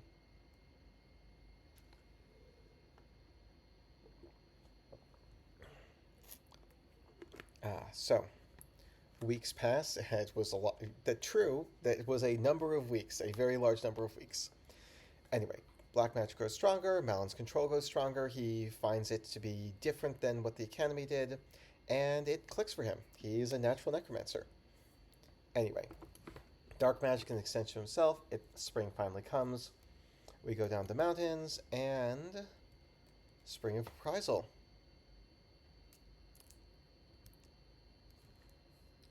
Across this path, there's the White Fang Mountains and the White Fang Orcs. The very same who killed your father, so that's their name. All right then. Is it loathing? Is it disgust? Is it vengeance? Whatever. Regardless, it is a fight, and don't worry about this. I can take him. Anyway, so we're heading north through the mountain pass. You can defeat all the enemy leaders, which obviously is what I'm going to do. Or alternatively, you can just get Malon here. Now, if you are not incredibly overpowered at this point, the way to make it easy is this ice. The snow, but not is safe. The ice, if you step on it, it cracks. If you then stand in cracked stuff, then it falls through. The orcs are not able to understand this. Your ghosts are safe, so you can just use a few ghosts. At this point, I can recruit all these guys. You can use a few ghosts on the ice to essentially make all of the orcs end up falling into the ice because they have nowhere else to go, and barely even need to defeat any. That said, I'm not even going to bother with that. I am going to recall my Spectral Servant. I'll recall him in the back. He's got, is my loyal unit. I've got all these ghasts and some guys down here that aren't important. I will never recall those ghouls. It doesn't really matter too much that I can't recall them all. I have minimum gold, and minimum gold is plenty. Oh, that book is another place for Malon to get XP, but you've probably guessed I don't care about giving him XP. You can get here by turn 3. You can get there in turn 2, so I'll let you go up here. Other than that, one other nice thing about ghosts, if you want to, you can get you can get a ghost, the regular ghost you recruit, up to a wraith, or sorry, not a wraith, a shadow, and if you have 2 shadows jump across the deep water, you can basically just assassinate the leader. Still, I don't need to do any of that. At this point, this is One Punch Man. That's what this is. I am now One Punch Malon, and I'm going to crush everything with ease. That said, it's actually possible for me to lose my ghasts here. If they fall into the water, they will be killed by it. I forget what that text says, so I will go there and get it. Also, I do lose if Darken Volk dies, so I can't put him in too much danger because he is now vulnerable. I do want to get him a little XP because later on, there's a point later on where he can get himself to a lot of trouble if he still has 46 hit points. So I just want him to get plenty. Alright, we're going to go here. And this guy can reach. He definitely cannot kill Darken Volk directly. So I'm perfectly safe. I'm going to try to feed kills to my Spectral Servant, and poison does help with that. Revenge is a confession of pain. Yeah, there's lots of philosophy to be found. You can go here. And, do I want to go here? I don't think I want to risk it, just because if that goes badly, I could be in real trouble. I want to only give my Spectral Servant very safe kills. That said, I have negative gold, of course. Now, here I do have to be a little careful because of the ice. If I step on it, I'm going to have a problem. Okay, this is good. So this is safe because even if I miss, that guy cannot do enough damage to bring me down. And I'll stand in the snow. The snow is where it's safe. And Dark Volk, you can just stand in the village. Oh, you know what? This is a very safe way to get XP. Because Zone of Control means no one can move next to him. Yes, ice is breaking. Yeah, that's the ice breaking through. Weirdly, skeletons can walk here, but if you have a skeleton standing on the ice and it breaks, the skeleton does die from that. And you can go here, that's fine. And let's start the trek across the bridge. You're slowed, that's fine. And I don't know what opportunities I'll have with that guy, but I'm sure I'll have something. Yeah, that guy fell. So this is completely safe here. There we go. That said, I am not going to gamble at all with stepping on the ice. No reason to.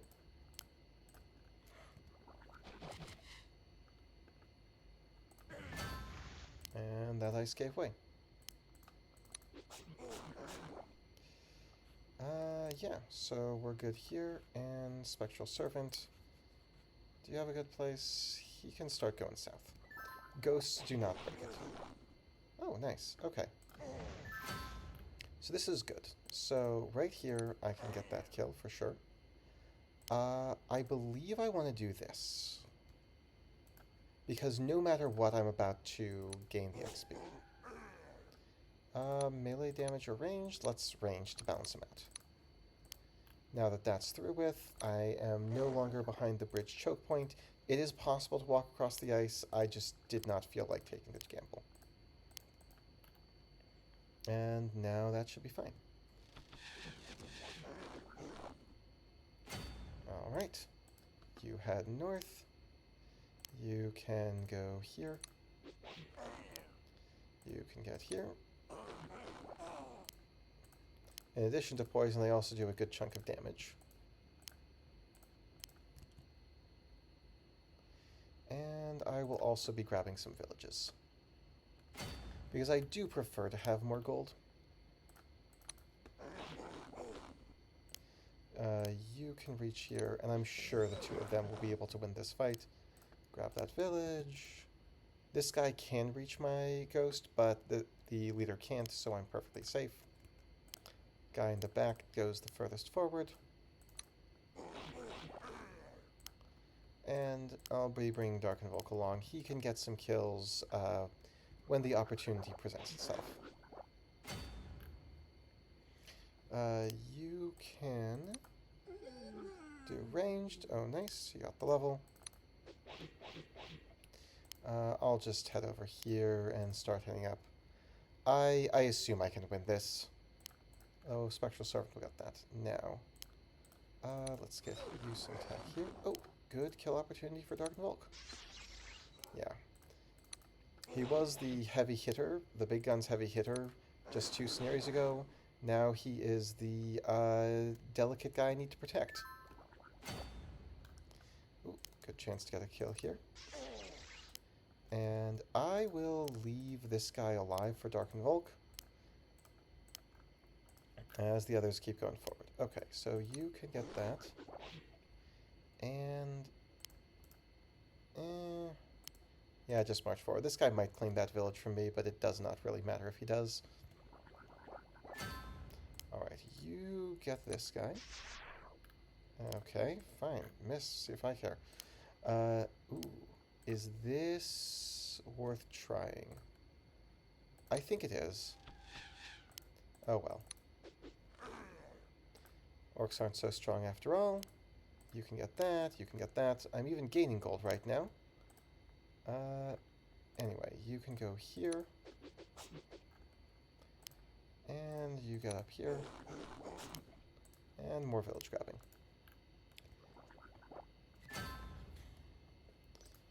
Alright, and you can start trekking up here. I still have 10 turns to go. Darken Volk, please stop missing if you don't mind. Thank you. This guy can do at most 27. Darken Volk is not in danger of dying. And I'm just setting up more kills for him.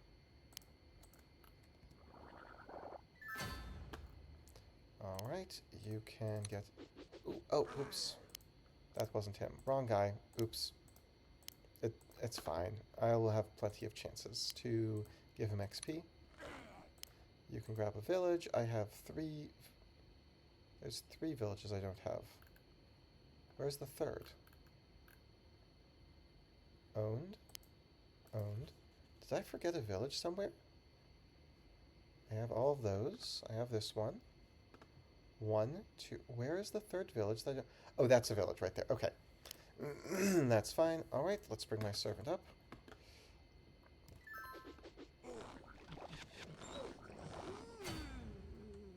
Alright, let's get you some poison. Let's, oh, you can't quite get there yet. Oh well. You can head towards the village. You can't actually attack yet, but I think you're about to. And let's go here. If this guy comes out, Darkenwell gets him. If he goes over here, I think I get him either way. Alright, we're gonna go here. And here, so this guy is firmly locked in. Yeah. And I can move to the signpost if need be, but I want to give this kill to Darkenvolk. He has 1 hit point. I should be able to get him next turn. Or I can give it to my Spectral Servant, whichever. Yeah, I'll give him to right here. Oh, okay, fine. I'll give it to you. And we get here, and I've got all the villages. So let's just feed some XP to the guys who actually can use it. Oh, you can have that. Is this gonna kill? Probably not. Yeah, the poison will get him a little bit lower. And I guess I can do that.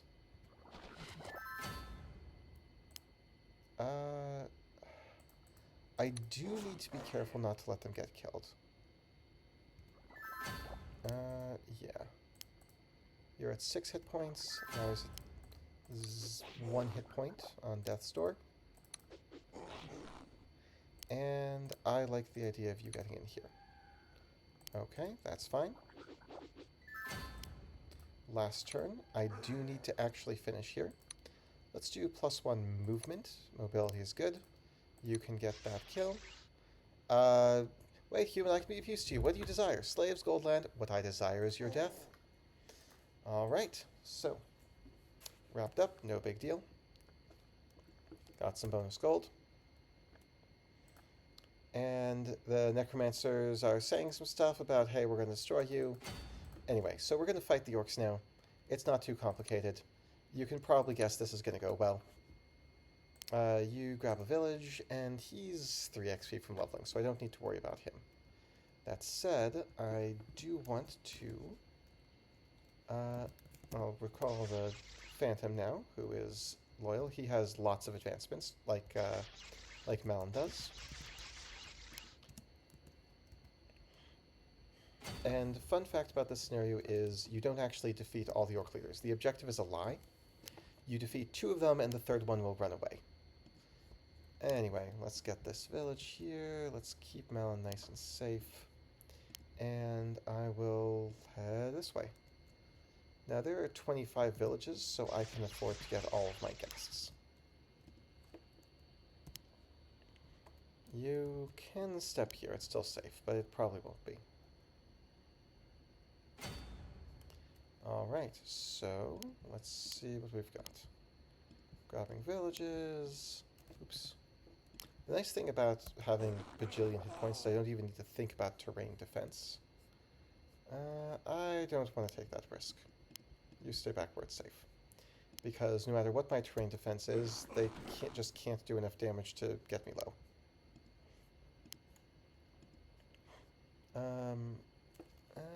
I'll send you over here and the 3rd guy here. Yeah, that should be fine.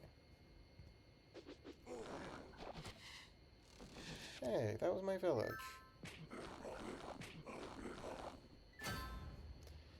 Alright, we're gonna step over here. The trolls can cure my poison, so it does take a little time to get them. But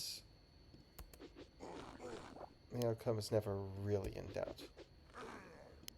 Now I'll take that back if you don't mind, and we'll get some poison here. We can get a village here and keep on moving. Oh, I already moved these guys. Who do I have left? Oh, my servant.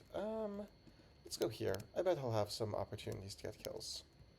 Ooh, can you reach me? Oh, no, you can't. So it is safe for me to do this. Yeah, because only this guy can reach me, and if he wants to step here, fine.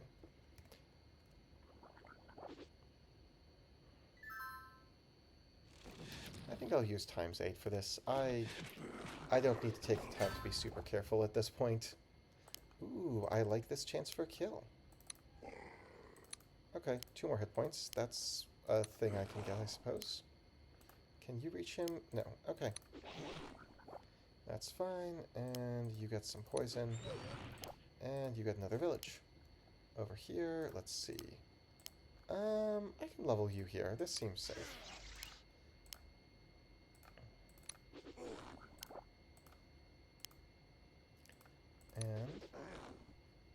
And goblins, yeah. Yeah, that's a safe position. Only 2 goblins can attack Malin, who now has 66 hit points. Which is, to be clear, actually a really high amount for him. He has many AMLAs.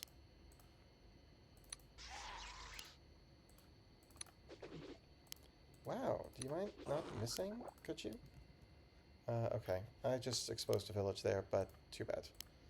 And he can go here. What about over here? I feel okay with this. And I'll just step here. So this guy still can make it, but I am at least not losing gold. Alright, you can go here, you can blast, ooh, start taking out the leader, cool, and go here, yeah. That was a little bit reckless because guys can attack back here, but they can't really do enough damage to finish me, so we're good. Yeah, let's just get over here. And you are not in danger here because of my high resistances. That's 11 damage, but against my phantom is only 6, and the others cannot reach my phantom.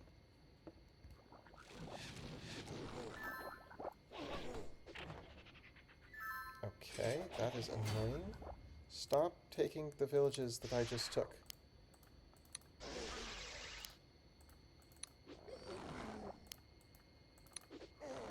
Even with the incredibly powerful guys, stuff can still slip through. Oh well. I'll be done with this scenario pretty soon anyway. But I think I will start sending my phantom back just to be on the safe side. Let's see, you can be taken out, you can be taken out, cool. Anyone I forgot?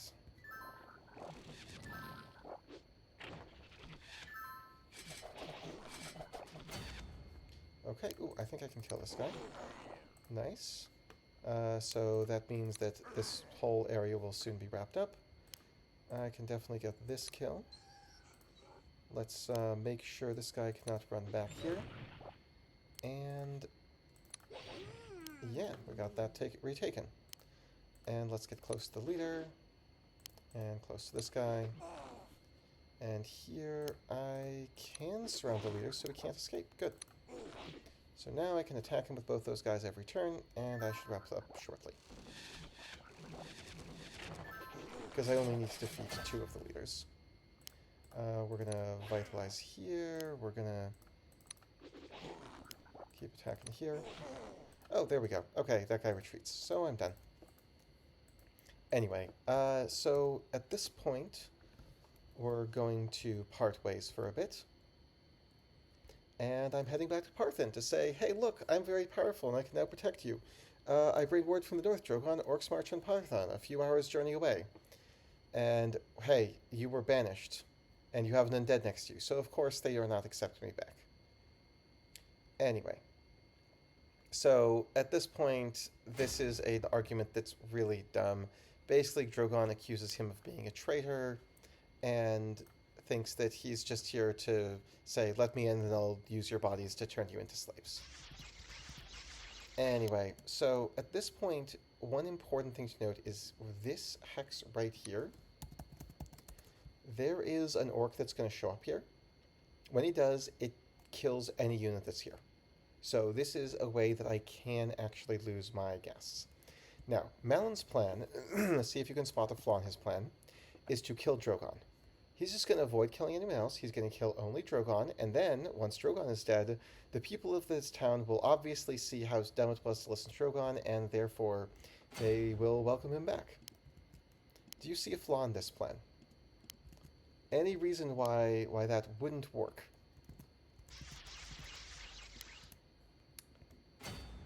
Now, tactically, I'm going to bait him out. Because he has a ranged attack, these guys have melee. Meanwhile, I'm also going to step over here.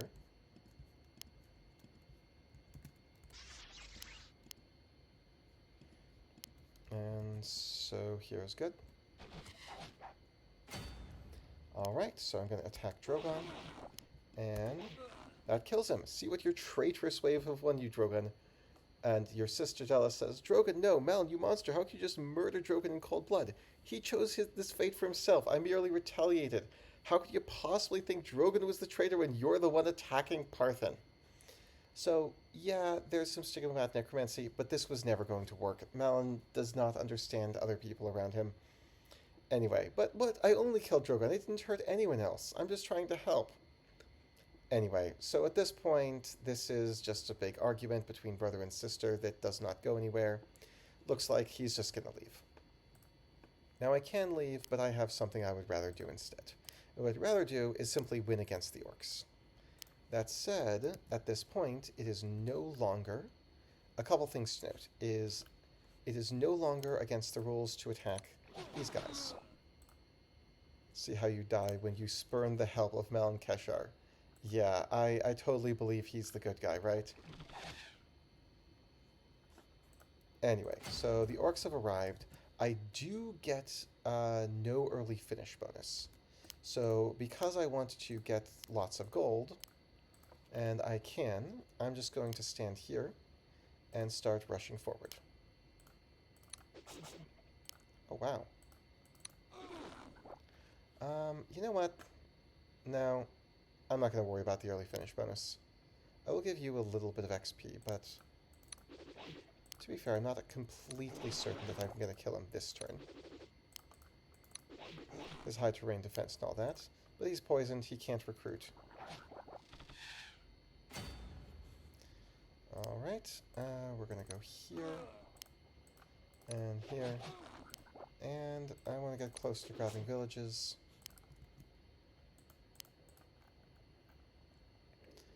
I can probably win this turn, though.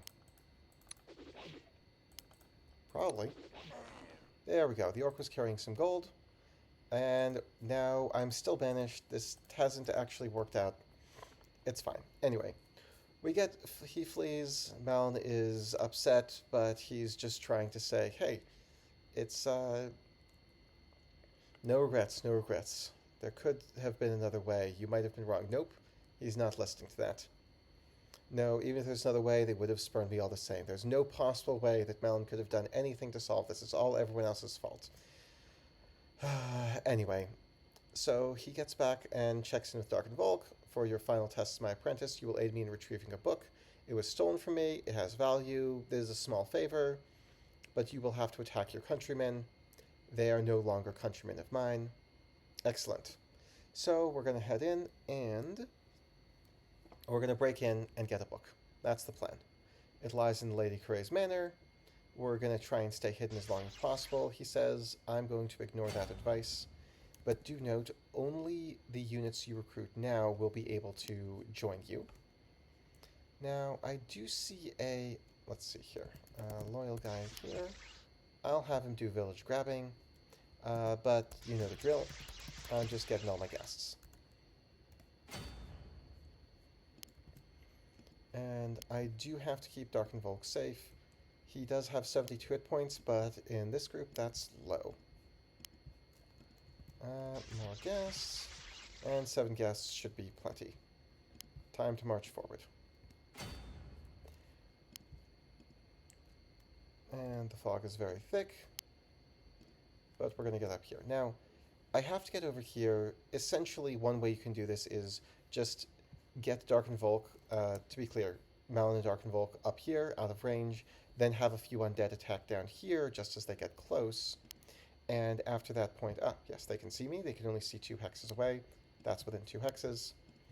Darkenvolk is fine. There's no way this guy is going to take him out. Essentially, just start poisoning everyone I can. That's the tactic. I'm not even going to call it a strategy, but it technically is a tactic. You can go here and keep advancing. Yeah. What? Keep advancing. You stay back to be safe. I don't need to be on high defense terrain. I just want my enemies to not be on high defense terrain, because I want it to be easy to hit them.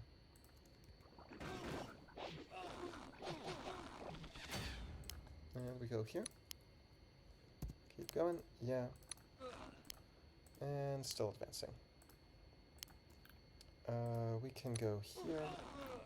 Oh, I should have this guy keep coming back in. He probably will have a chance to get a kill along the way somewhere. And we got here. You know, I think I should just take the hit here. This guy cannot beat Darkenvolk by himself, and I feel safe there.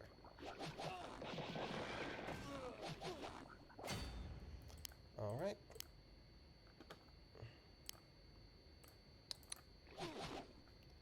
And you can go here. This guy is zone of control lock because they can't kill the ghasts. And I'll just stay here.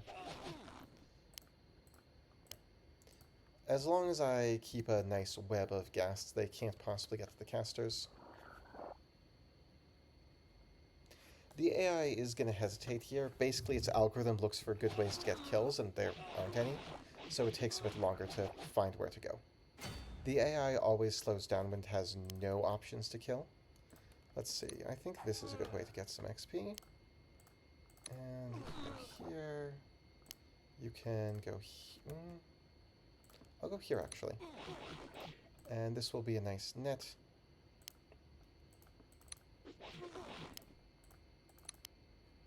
Yeah, keep going.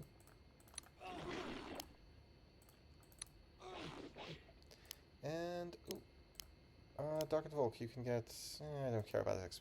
This guy can probably be XP for my ghost if he isn't dead by next turn. And, I think I will step back here, just to be on the safe side.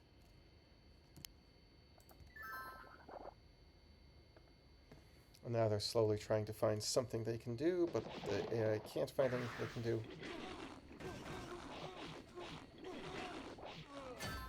This guy is a nice target. We're going to take here. Oh, I accidentally zone control locked myself in there. Come on, go ahead and make the attack.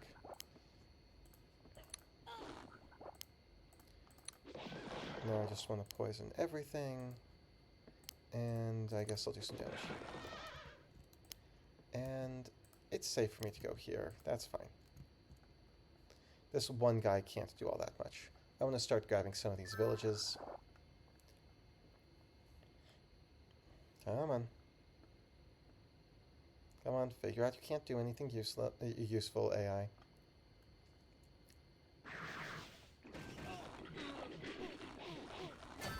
Alright, so you can step back.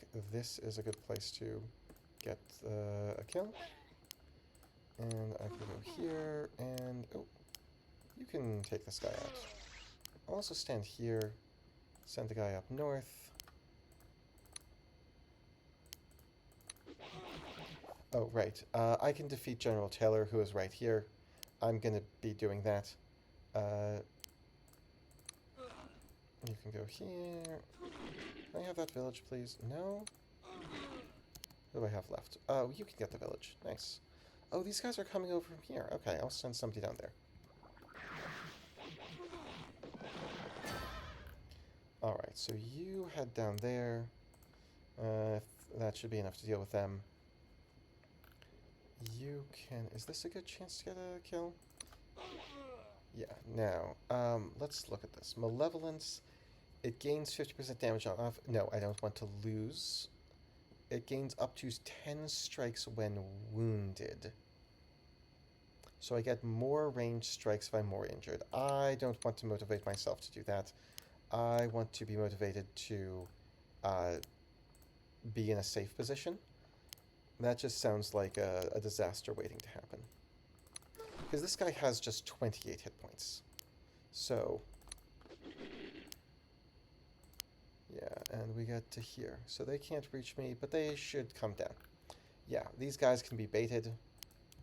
And Darken Volk, you just stay over here. I don't want to... Oh, wait, what's the sign read? Oh, it doesn't. Okay. Oh, and I can finish you off. And you can stay there. That's fine.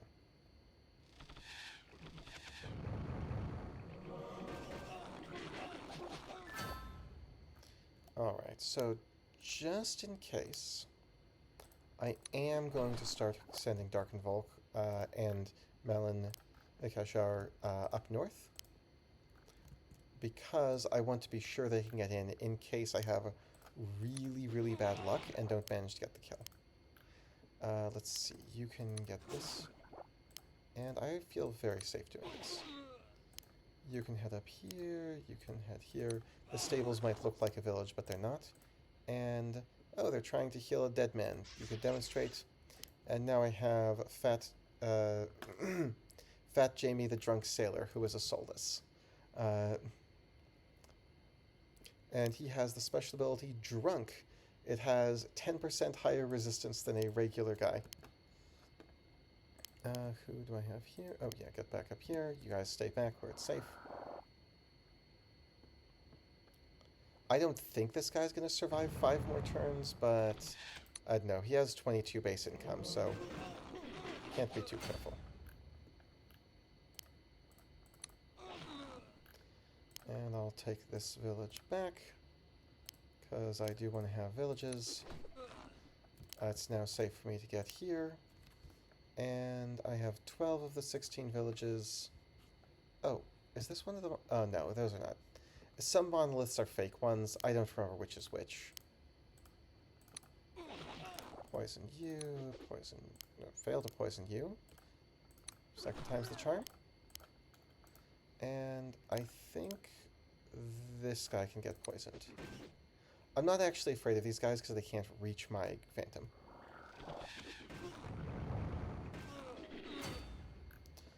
Okay, so we're gonna go here, get the kill, take away a village.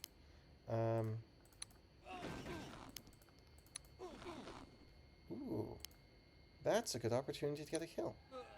Because this guy can't actually reach me, so I can't pay for that by getting someone killed.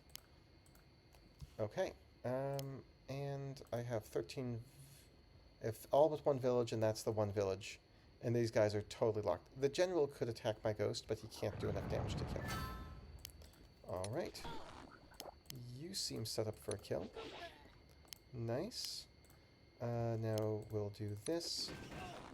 I'm dragging this out a bit just because I do want my phantom to get something. But there's no reason not to have every possible village. Oops, not that. Alright, turn 15. You can get here, you can get here. And final turn, I should, just to be safe, they have to get into the banner. So I will stand here. So if somehow I miss with everything next turn, I still win the scenario. I would like to give the kill here. Nice. And I'm inside. So we have to start searching around, and I'm just going to send the ghasts in the front. I'm not going to open these doors yet. The reason is essentially I want to be sure there's still room. Otherwise, I can get into a choke point situation, and I want to be able to rush in. This guy will stand back here.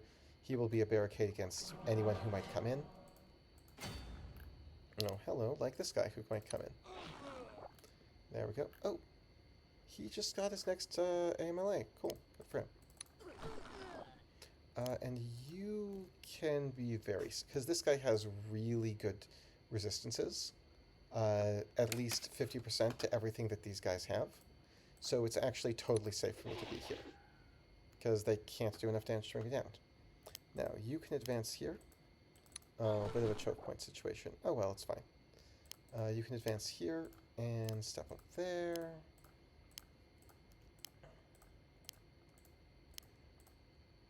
Yeah, here we go. You can get that poison in place, and you can keep draining, so I'm basically at full hit points. I'll go back here. We'll get a kill there. And that direction is done. Oh, okay. They're also positioned for a choke point. That was kind of annoying. Oh well. My Phantom can get more XP soon, and that's the important thing.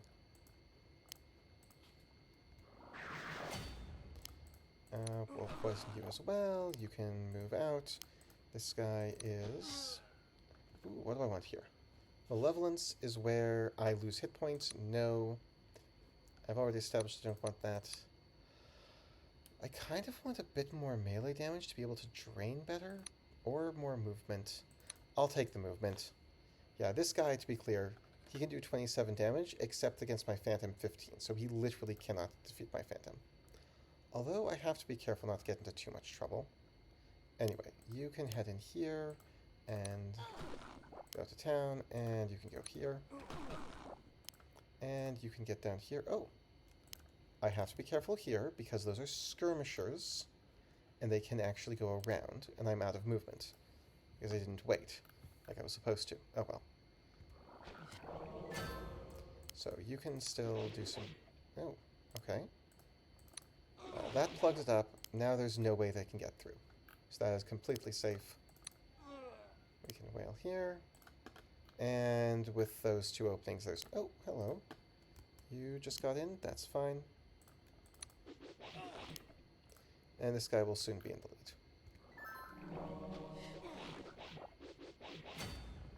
Oh, let's definitely poison you. This is not a safe place to approach because the white mage can move, so I cannot rush into the Phantom. This guy cannot kill me, but somebody else could.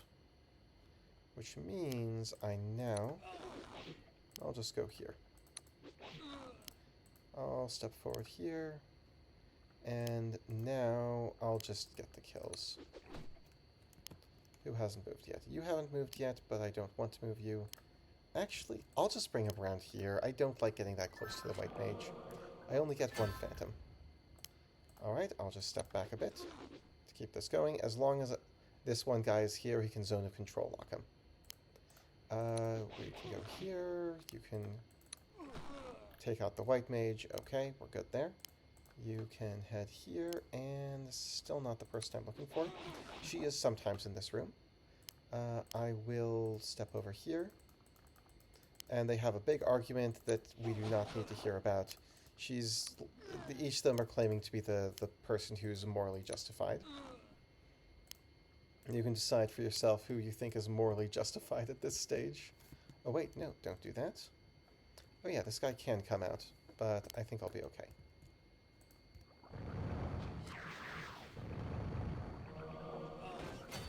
Alright, still gonna attack like so. As long as one of them is moving past me, I've got to strike back. Ooh, that is a good chance for my Phantom. And you're a good chance for my Phantom. Actually, maybe not. Whatever. You can start heading this way. Are you done with your fight? Not yet. Let's poison. Oh, failed to poison. Okay. That's fine. You can keep going here. And I'm not going to kill this guy, actually, just because I want my Phantom to get him. I'll plug that up so he doesn't go anywhere surprising. And now we have to get them to the end of a passageway this way, because a hallway just opened up. Alright, and let's deal with the white mage. You can safely do this. And I don't know if I drained anything there, but I'm not super fussed over it.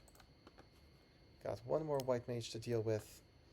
They can do a lot of damage, but that doesn't matter. You can do your poisoning. Okay, and I think I'll just send these guys forward. Now, there's no upkeep costs, so I might as well take this to the end of the turns and give my Phantom a little more XP, so I'll just send a few guys back here. Obviously, this one guy can deal with the white mage. Might take a couple of turns. Ooh, you're a skirmisher. No, I want the white mage gone. The white mage will keep getting poisoned. Next turn, the white mage will be a one-shot. That is totally safe. You guys can go here. Oh, hey, that was quick. Okay, cool. And it says move Melancusher or Darken Bulk. So when it's turn 18, I will just have them start going that way. Till then, my guests are somehow still hungry. Okay, can we get rid of the white mage? Yes. Is this a good idea? I think it is. Because only one guy will be able to attack me. And we might as well go there. And yeah, I have more hit points than when I started. As long as there's nothing here with magic, I'm not super worried for my Phantom. I just have to keep a close eye on the hit points because, well, still low hit points for the Phantom. Is he getting, yeah, 28 hit points? Yeah, don't worry, there's enough time left for this. And we can poison you. And we can poison you. The skirmisher can technically still get in, but he can't even get to my Phantom, so... Over here. Oh, right, that's not a pile of gold. Alright, this seems like a great chance to get something. Cool. Yeah, this guy has an incredibly large advancement path, kind of like Melon did.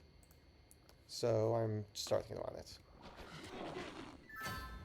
Alright, you have 9 hit points. Oops. No. How's my damage gonna look? I feel okay about it. Even if I miss, I've got the other guys right after me. Well, okay. I did miss. That's a shame. Well, I didn't poison there. Wow, okay, those guys really dodge. Well, there is a mage here, so I have to be very careful about that. That mage can one-shot my Phantom. Let's see here. Definitely want to attack here for a bit. What are my chances here? This is... I'm okay with 99.2% chance. Okay. I already have decided on what those... Let's just get more melee damage, and then you can step up here. And it's turn 15, so still got time. Let's see. I want to go after this guy first. So here's what I'm thinking. If I attack here, I probably get the kill. If not, this guy gets the kill. If not, then I'm kind of in trouble. Okay, good. Oh, nice. And... Alright, so I can't break through anymore, but that's okay. So, now I can give this kill. I can step up here. And I can keep the poison going. Oh wow, this guy's taken nearly 300 damage.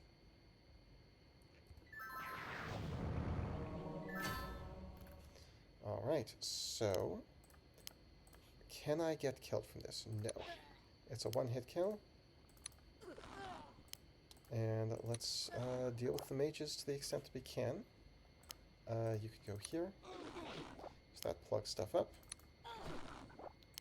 Now, I don't know exactly how far down this hallway they need to go for it to count as finishing. But if I'm here, I can definitely get to the end next turn, which is where the last turn.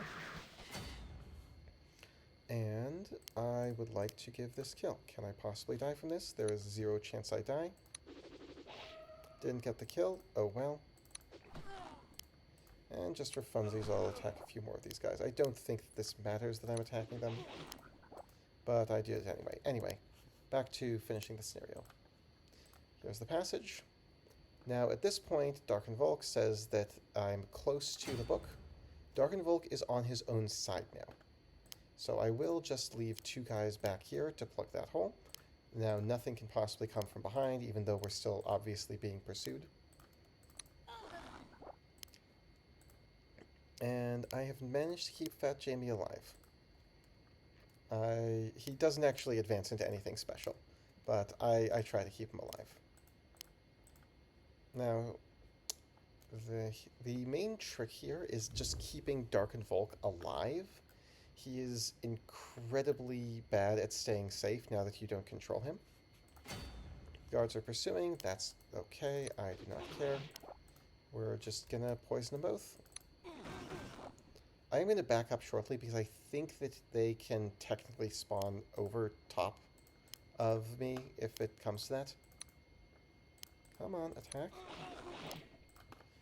And here we've got more ways in.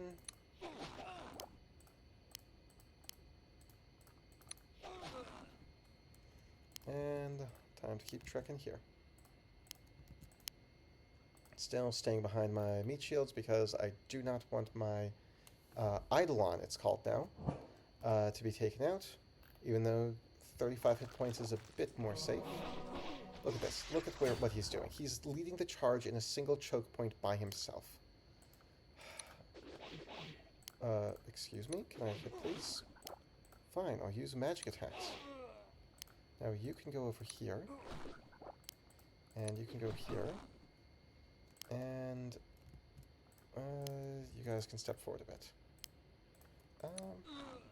Yeah, let's just do this.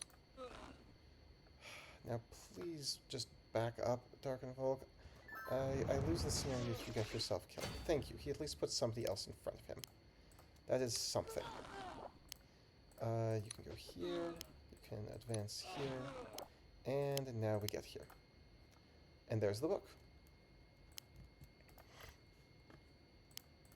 And more guards can come behind soon, but the point is, Darken Volk is not going to get himself killed yet. Okay, Silver Mage, not a problem. Ooh, I see a chance to give my guy a kill. Of course, I know I need to make sure that nobody else can get to him. Oh yeah, let's just do that. So, they cannot reach him. I will go here. Oh, missed with everything. Oh, now he's coming in this way. Well, he's sending some undead in. Oh, hello. Yeah, we'll just poison both of you. Cool.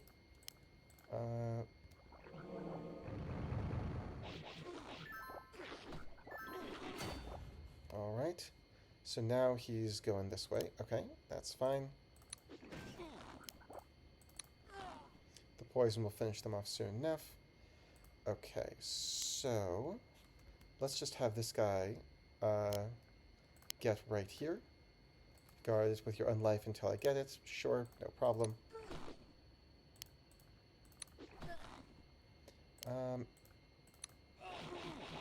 If this guy dies, no, I don't want to risk sending my Eidolon in here. Just isn't worth it. Although I will approach with Melon.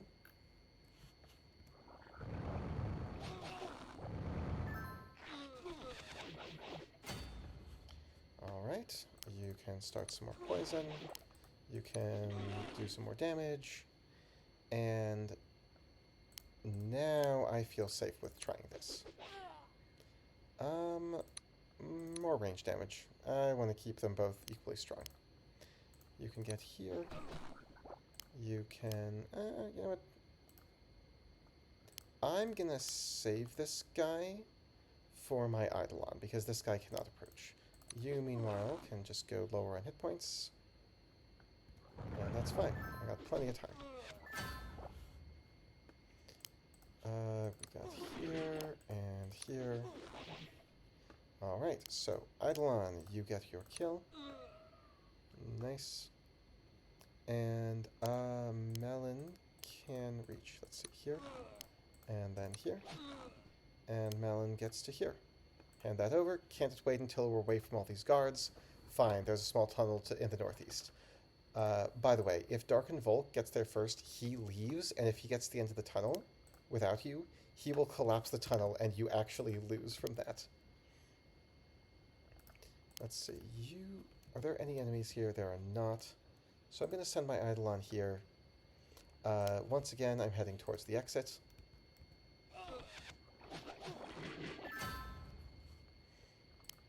I'm basically just here to get some extra XP.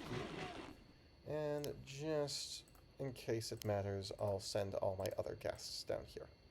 But I am pretty happy with how much XP I got my Eidolon.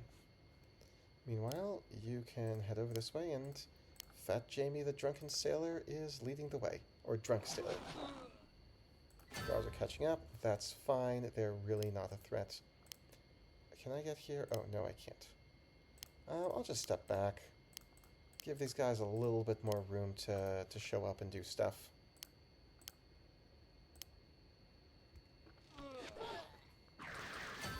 I'll let Darken Volk's Undead have a turn to do things.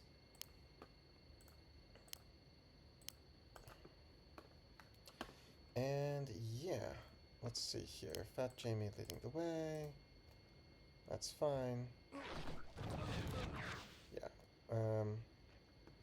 Oh, no early finish bonus. Okay. All the gold carried over. Alright, well, let's see. They're still in my way.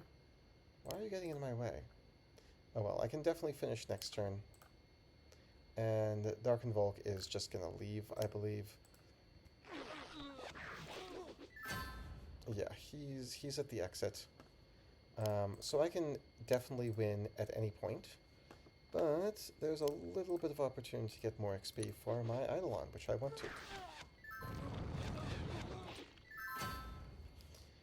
Let's see here. Can you get this kill? Apparently, yes.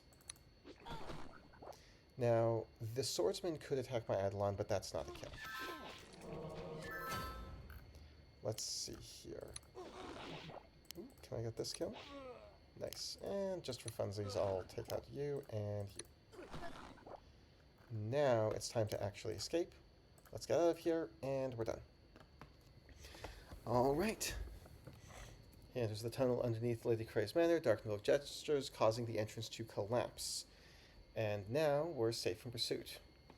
So, the reason Darken Volk didn't do that before I got to him is that would have lost the book, because I got there first. There's silence, broken only by irregular dripping of water, and the Elven Necromancer is just not acknowledging anything. Anyway, we head on. We got outside. Well, I got your precious book, and it made it out of Tath in one piece. What do we do now? We do nothing. Now give the book to me. He grabs it and starts walking away. You can't just leave me. Master, do you not see? He has merely been using you to get that book. What do you mean? He cares not about your noble quest to push back the orcs. He needed your help to fight the mages. Which, let's face it, is definitely true. Wait. You used me. You knew the people of Parthen would cast me out. You knew I had nobody else to turn to. You knew I would do whatever you said. After all this time, I haven't just been a pawn to you, have I? Why don't you say anything? Don't you care at all? You can't abandon me, not the way they did Father Drogandella. He will not help you, but that book, but perhaps the book might. You were the one who helped him retrieve it. It is rightfully yours. Yeah, one of the things about being a necromancer, once you start recruiting sentient beings, is that they have their own ideas, and that can be a source of temptation, though, frankly, I'm not sure Mal needed it. I suppose that's right. Darken Volk, that book is as much mine as yours. Give it back, or I will take it by force. You were even more of a fool than I thought. Well, it's time to take back the book.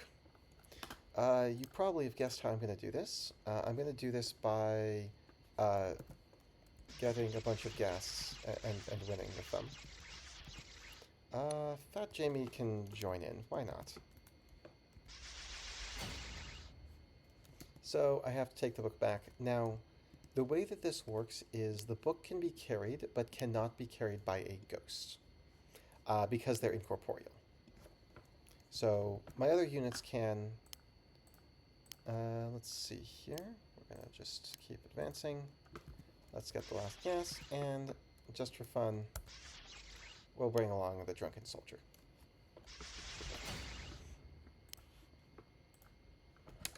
Oh, my mouse is being annoying.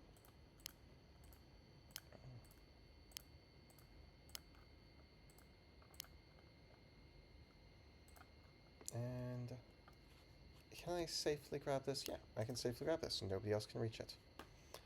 Granted, my poison is going to be a lot less useful in this, but let's just say I'm going to have some help against him. You can fall back and be safe now. Wait, I think was there something with the boat? I think there was something with the boat. Maybe Fat Jamie has to get there? I forget exactly.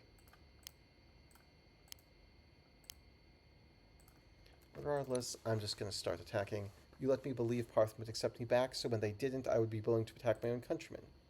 What you let yourself believe is no fault of mine. I gave you more power than you could possibly have dreamed.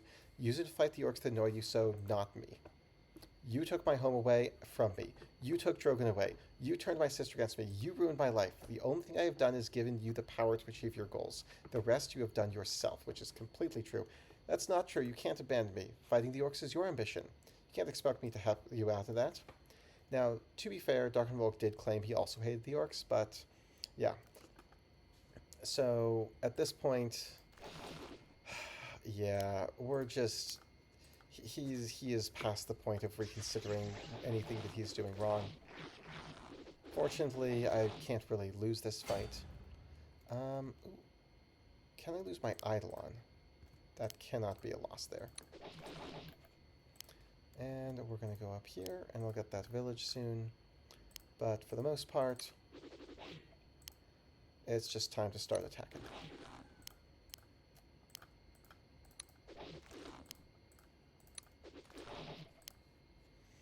And I will be generally heading forward to get to Darkenvolk himself. Maybe it's Fat Jamie who has to get there. I remember there's something about the boat here.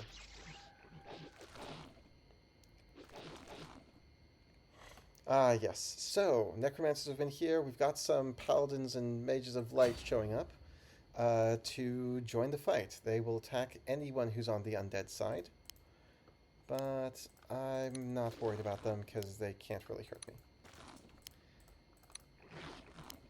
Even still, I will be trying to advance forward. You can go here. Ooh, let's see here. This would be 15 damage. This would be 12. So it's perfectly safe for me to wail right here.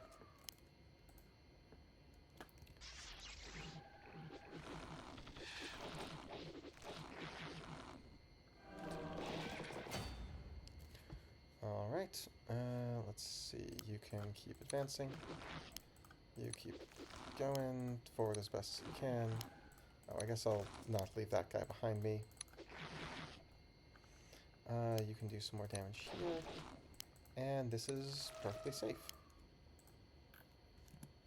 Oh yeah, and you can keep going forward.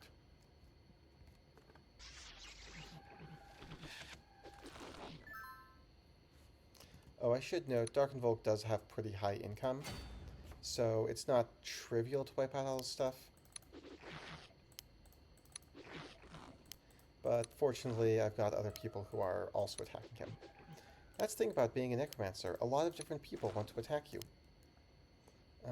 That's already... Oh, that's an enemy village now. Well, I will reclaim it. No? Oh, he's drinking the rum. Cool. Now he has a Drunken Rage option. Basically, he can do 4 rounds of attacks now instead of just 1. That is as upgraded as he gets.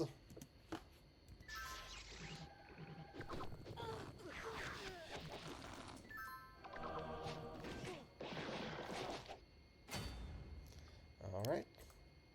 Keep trucking along.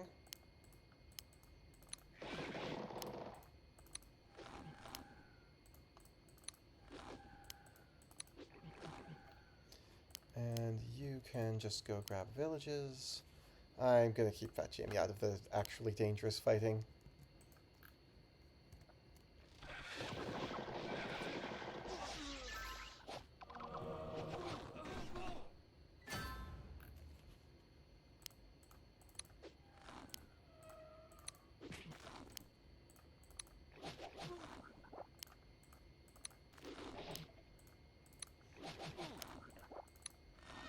In case it's not obvious, I'm really not doing any tactics here.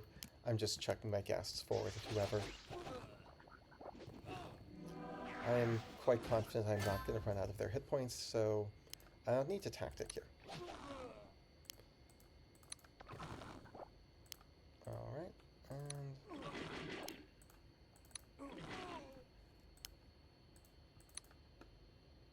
now I shall pay what you have done to me. Done, I have done nothing but give you an opportunity. What you choose to do with your life is not my business. Leave me alone. Yeah, we're a bit past reasoning stage here. Let's just poison some more guys, and you can step over here. You stay back, and we're good.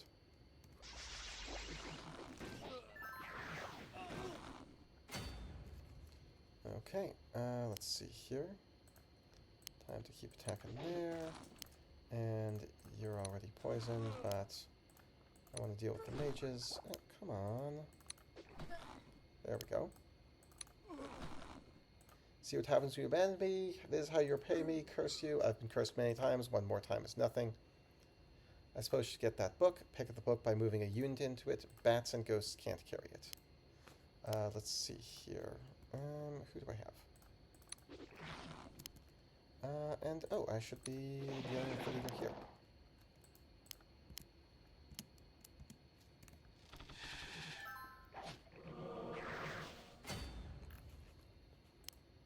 And we can go here.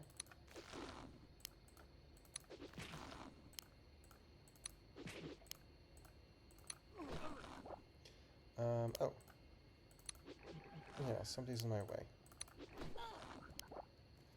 Oh, I'm not going to go here. The reason is I have foreknowledge. Della's going to show up over here, and I don't want to have to deal with that. I just want to keep my Eidolon safe. Yeah, there we go.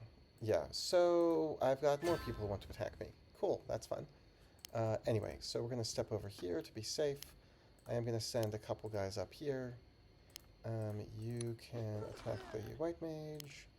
More attacking the paladin. I don't really want him having time to recruit more, so I'll just lock him in here with some control.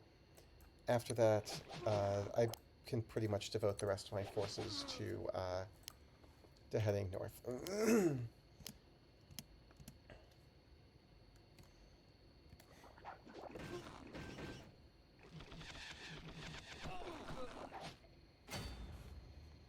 Now, let's go down here. You can keep attacking the paladin.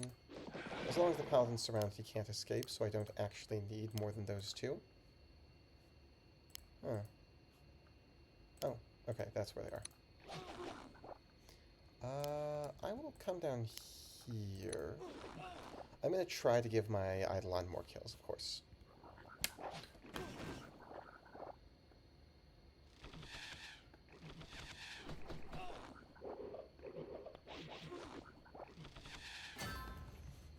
Okay, and I can finish you off. And the rest of this is... oh, I should remember to actually... oh, bring the book back. Okay. I should keep an eye on turns. How long will it take me to get back? 6 turns. So if I haven't won a few more turns, I'll start trucking my way back.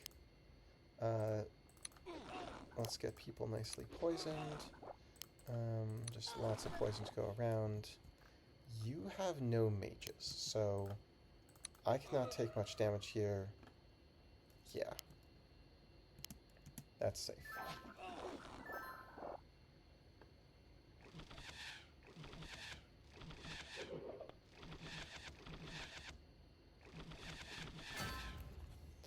Okay, let's go here. Basically, I want my Eidolon to get a kill every turn. Everything beyond that is just... anything beyond that is a bonus. but I should be able to wipe these guys out. Oh, wait a second. Let's not let you through. You can go here. Poisoning is really good for setting up kills because they don't go below 1 hit point. And she has, how much? Oh, she has good income as well. Okay, so let's get this guy taken out. And,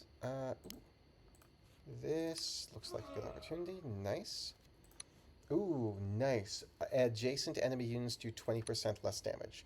That helps keep me alive. I very much want that. You can head here. You are going to attack my sister. And let's just go after the ones who aren't poisoned yet, is my typical approach here.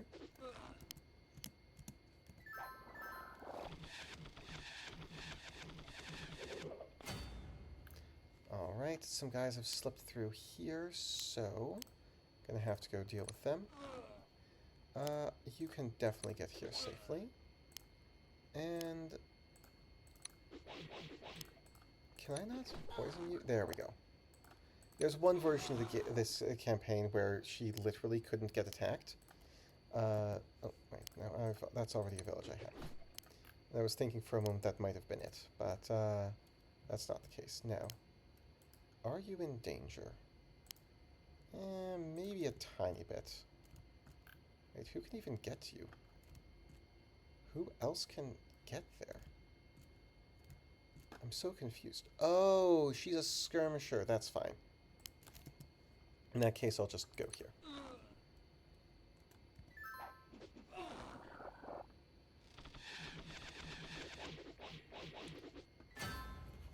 Wow, you're just messing with all that? Okay. Can get that poison in. Can get your poison in. This should finish you off soon, so you won't keep recruiting more people. Let's give you this kill.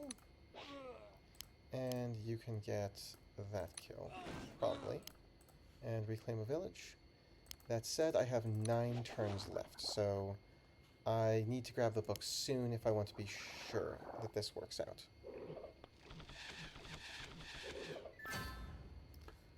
I think this is over if I kill her, so in case that's true... I mean, I know the scenario objectives don't say it, but I remember that that was the case. So let's see if that's true. Let's see if that's true. Come on, will you stop dodging? Wow, okay. I will not see if that's true this turn. You got here, and you can go here. Cool. And who else do I have? Oh. Don't run away from me. Alright, so if this does not end the scenario, then I have to have somebody grab here. Let's see. Who do I want to give the kill to?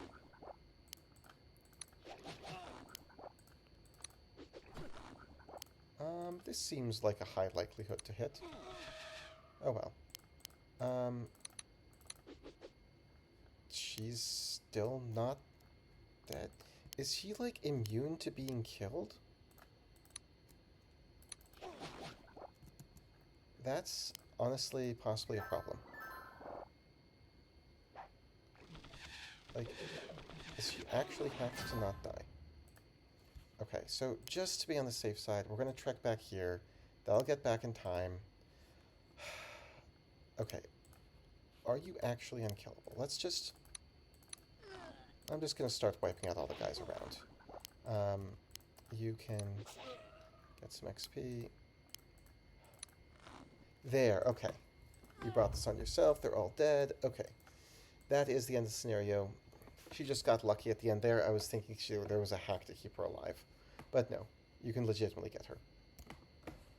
Anyway, finally, reading the book. To become a lich, one must first die. The spells of necromancy can free the spirit from the limitations of the flesh, but only once the soul has been unbound from the body. The necromancer must make the necessary incantations with his dying breaths, then conquer his own spirit in much the same way he binds the spirits of others. Because he retains his own will, however, the lich can call upon the awesome powers of the spirit world. So, he's trying to understand it. This is essentially becoming a lich. Death being rebirth. All of Wesnoth is forbidden. He tracks an enormous orc army and follows them, and then realizes this isn't any good. But he's kind of past the point of reason. He raises undead to assault the camp. It doesn't work. The orcs beat him. He's poisoned. And he is near death. Cursed beasts. I won't go down like this.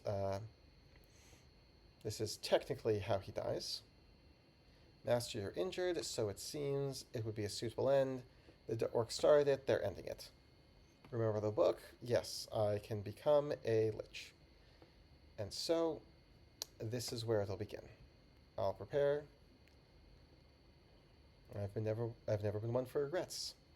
And here is a point where if Malin is not strong enough, things can go very, very wrong. I feel different. Where am I? My body's still attacked. Am I still alive, or something isn't right? I see accepting death was not enough. I have to master death. Flesh is first. Now, one of these... Which one? This gives me damage increased. This one gives me life... Ah, yes.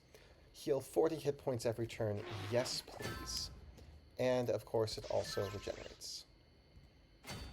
I forget what this one does, so I will check. Or I can check here. This is the one that gives him... Oh, 40% all resistances. Nice, but not up to the regeneration. I want 40 healing every turn. The flesh appears. This is Flesh of Malin Kesher. So I have to destroy my own flesh now as part of the ritual. Note I'm healing myself thanks to, you may recall, the Vitalize. Every single hit heals me. And the flesh dies. And then, oh, and this is, the time of day is Limbo. It's like night, but is super night. And I once thought skeletons were repulsive, but no, not really. Once again, I'm going back to where there's lifeblood, and I can do arcane damage. So I'm just healing a ton all the time. Still, I'm at max hit points. I feel aching in my bones, and there are the bones of Malin Kesher, which have 2 movement points. But yeah, basically if I don't take 66 damage all at once, then it pretty much gets restored. Oh, that did not restore everything. And what's left? Physical form is collapsed. What remains? And now I have to deal with the issue of my own soul. Lifeblood again, because what else would I even consider? Oh wow, I messed with everything there. It's so very cold. Not a biting chill, but a numbness, an emptiness. This is Soul of Malin Kesher. I will, of course, take out as many of them as I can. You can see I got very, very low there. And now I'm back up. Yeah, that's why I wanted to heal 40 damage per turn, because I actually did get close to death. And that, to be clear, if they kill you, you lose. So it's important that Malin be very, very advanced. There's darkness and peace for a moment. And then it's replaced by a pulling, a pain too strong to resist, and then emptiness. And I have just become a lich. The cold burns. Now, right off the bat, I am immediately going to step into a higher defense terrain. Is there something higher than that? Not really. I am just going to be resting until I am at full hit points. This is one of the most vulnerable times. I have to attack here. And I have to attack here. Blasted rats. I'm going to get back here so that I have a choke point and only one can attack me at a time.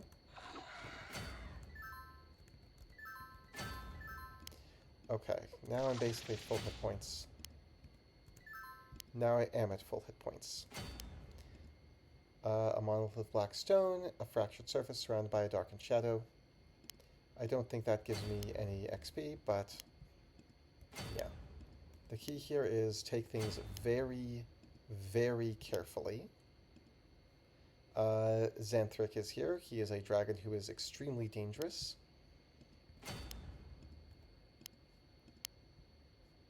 Now, this scorpion can give me no XP, but the bat can give me XP. So the question is, can I survive being next to it? It can do 24 damage. I'm about to advance. Let's do plus melee damage, because that's what drains. I did not heal. I think I'm just going to start bringing him down. That's the safer way to do things. And now I'm going to sit here and heal all the way up. This is the highest risk scenario by far. This guy is not attacking me. I actually would prefer to get more XP, so I am going to potentially level him up. Though this can easily this can easily fail. If I ever hit all 3 times before he levels, then it doesn't work, but that does have a chance. Alright, he's a 24.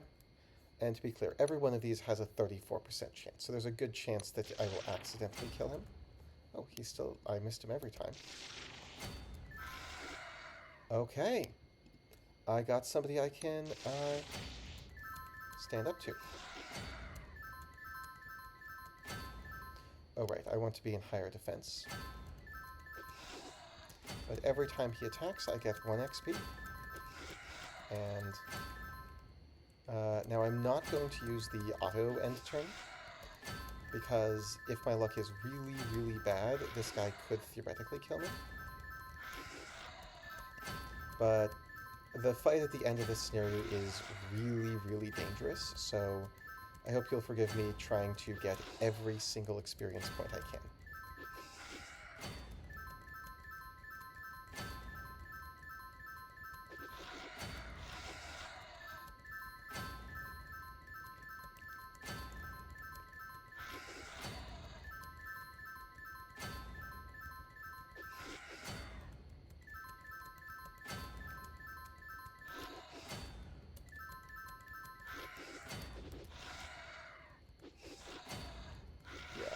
When he advances, that's the thing where he can do the extra damage.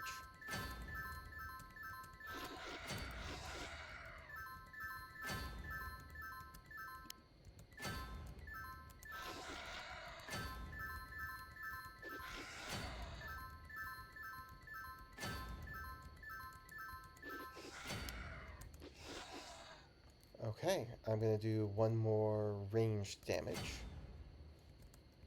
Basically, if you're about to level, the AI seems to have this thing where it tries to do the attack that makes you level. And that extra attack can take you out, or take the scorpion out.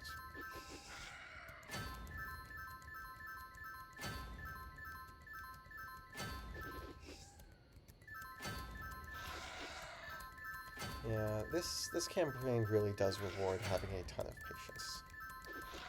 I know this seems like overkill. It's not. This is not overkill for what comes at the end of this scenario.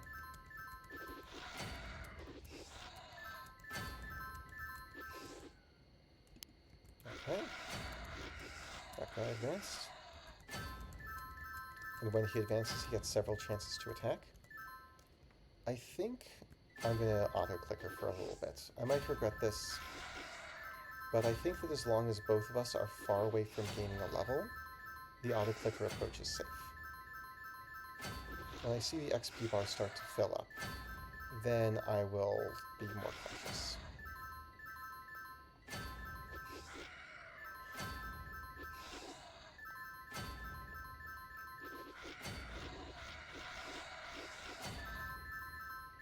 Yeah, that time I just missed him a lot. Wait a second. I should just go here, because he has 50% defense here and 40% there.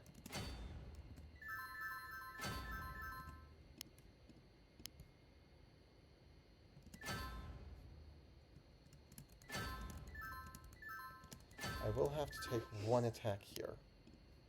But now... he will attack me, right? Yeah, he has slightly lower defense, which means I am a little more likely to hit, which means I'm a little more likely to drain and get hit points. So I'm a tiny bit safer here. Okay, hold on. He is getting close to leveling. He will level even 2 more skirmishes. Can I safely attack him? No, I cannot. Now I can. This cannot kill.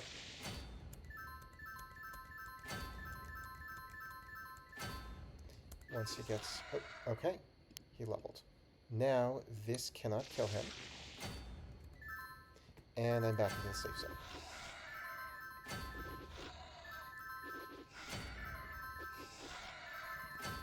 Let's see. Oh, 41? Okay. Okay. I know it seems like overkill how much I overlevel, but think about the start of this scenario. Think about how low my hit points got. If I had not had all those AMLAs, I could have died there. And I'm not using save scumming, so I wanted to be actually sure I could win.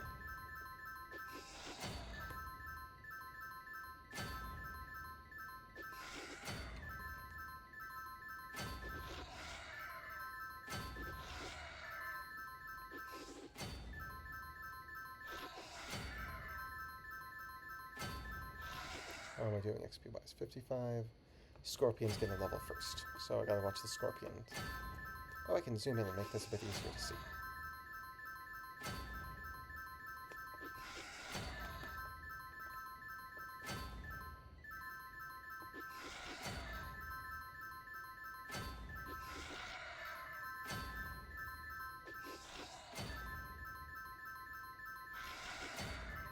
Okay, yeah, no, 77 is still okay.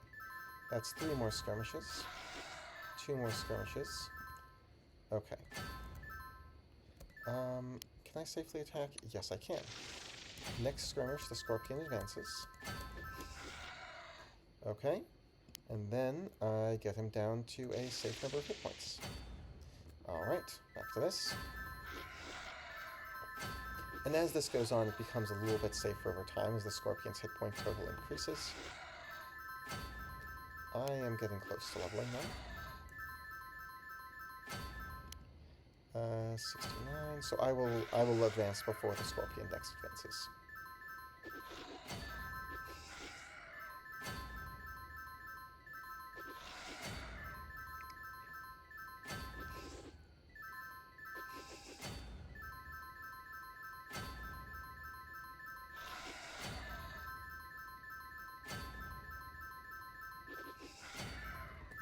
Alright, yeah, a little bit. So I've got 77. I get them one at a time, so 8 more skirmishes, 7 more skirmishes, 6 more, 5 more, 4 more, 3 more,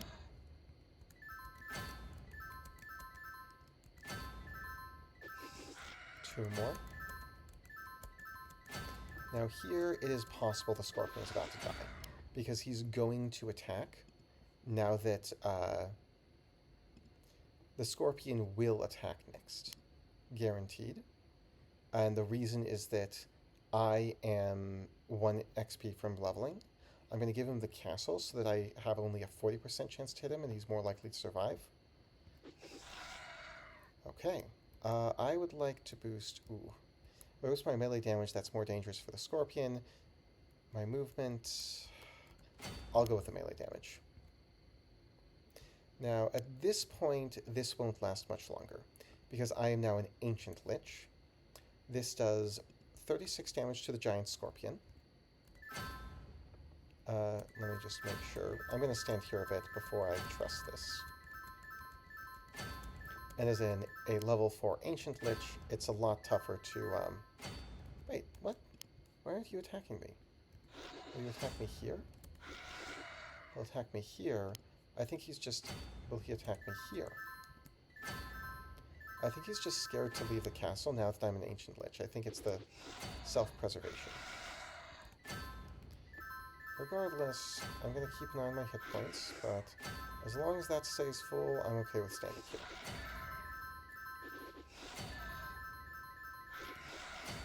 Okay, next time skirmish. Wait, ooh.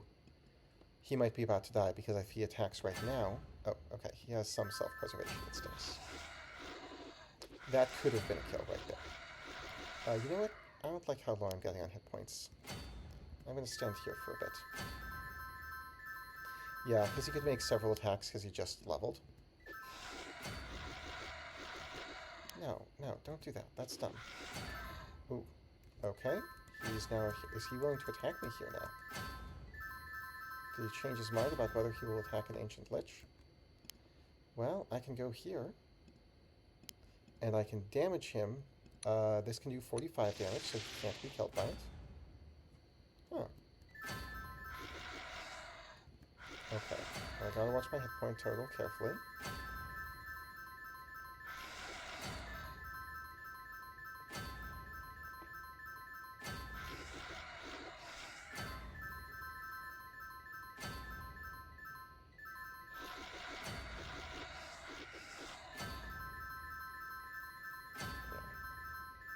As long as I overall do more damage, he should end up and heal at the same rate. Okay, well, he finally attacked and got killed. That was never going to last forever, but I milked this for as long as I could.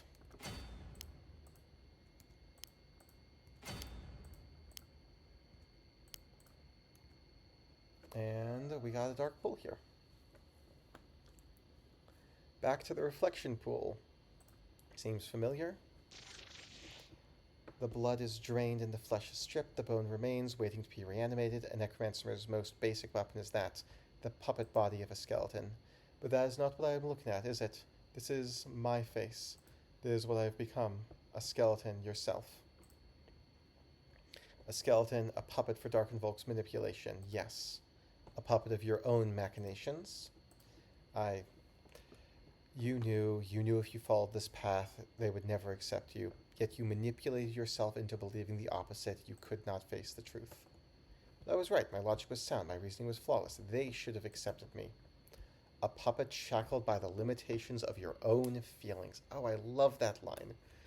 No matter its faultlessness, logic could not have displaced the reality of your world. A culture of preconception supplanting even the instinct for survival. Okay, I know there's One Punch Melon jokes about this, but there is some good writing in this campaign. Enough of this. This is what you have become, a decaying soul chained within the puppet form of a skeleton. A rotten soul. I was never concerned with such things to begin with. Whether you are slain by orcs and decomposed into nothing but a maggot-eating carcass, no soul is going to be of any use. Better to sacrifice the spirit and live than to die with dignity.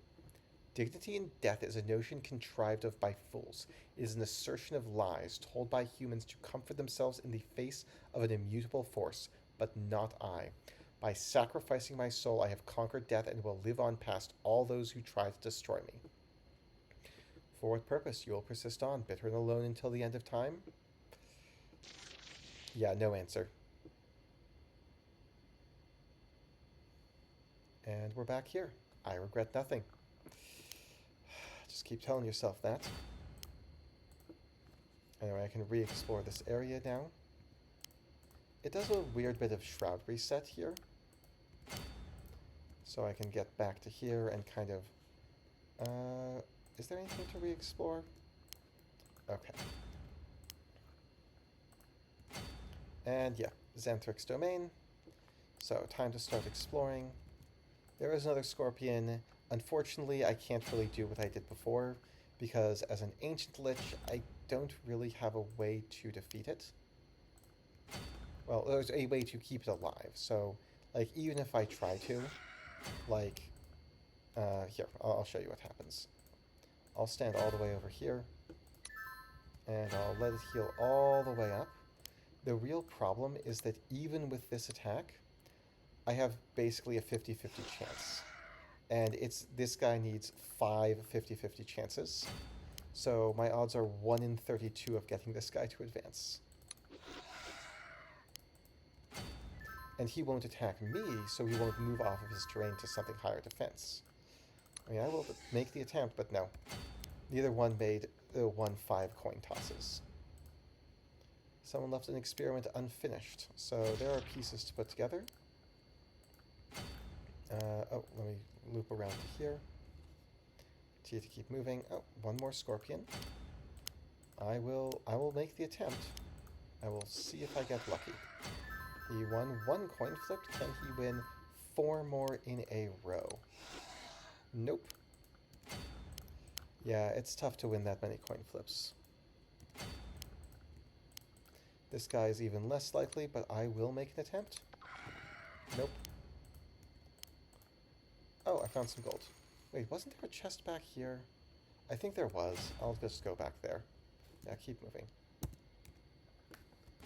Oh, the interrupted thing interrupts my overall goal. Found some more gold. Now back to here. This guy's here, and he's on the same terrain defense. Let him heal up. He's won 1 coin. He's won 2 coin flips. That 2 coin flips is the current record. Can you win 3? He's won 3 coin flips. Can you win 4? He's won 4 coin flips. I might get... Oh, nope. And he's dead. Ooh, hold on. This is actually a threat. The spider can actually kill me. I need to get to a safe position. Oh, no, he's not doing that. Okay. Stick to the high defense terrain. That's 60% defense. Okay.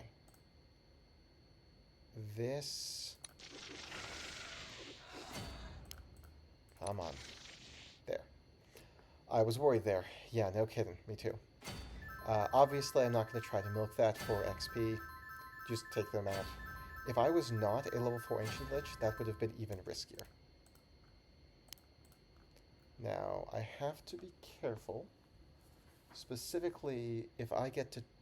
Yeah, so that is very near this point. Ah, oops. Wrong thing.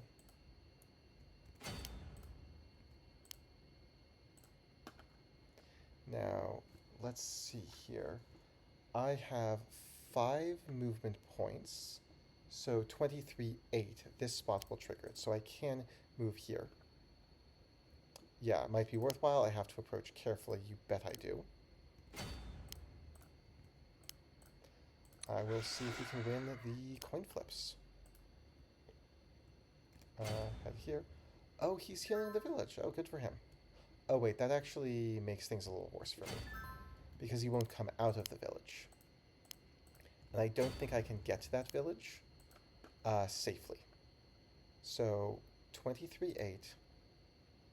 Set label here. Basically, the moment I see this, a very, very scary fight is going to happen. So I am avoiding that. I'm going to do everything else first.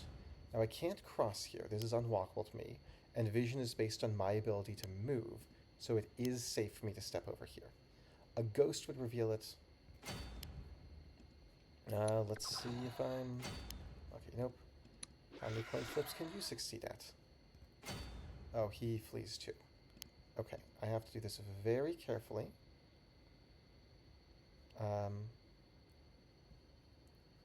If I can see this, so 1, 2, 3, 4, 5, 6. I can step here because I can see this spot. Now I can see this spot. I cannot step any closer. Although, I'm going to wait for him to heal. He has better odds thanks to the village. Because of the village, this guy has a over 80% chance of surviving my attack. Maybe he can do it. He did. All right. Come follow me. Oh, wait. Oh. Will he attack me? Oh. No. I can still go here. That's not getting any closer. If I step here, let me just set a label. No, I am not going to step there. That said, it is a bit of a healing spot. I'll try this. It was a long shot. Once again, this will block my line of sight, so I'm okay. Ooh, this guy...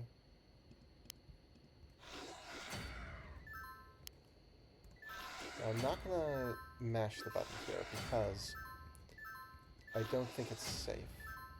Although this guy is doing a good amount of healing. My worry is that if I start missing, then he can outpace me in terms of healing. Because my healing is mainly coming from draining him.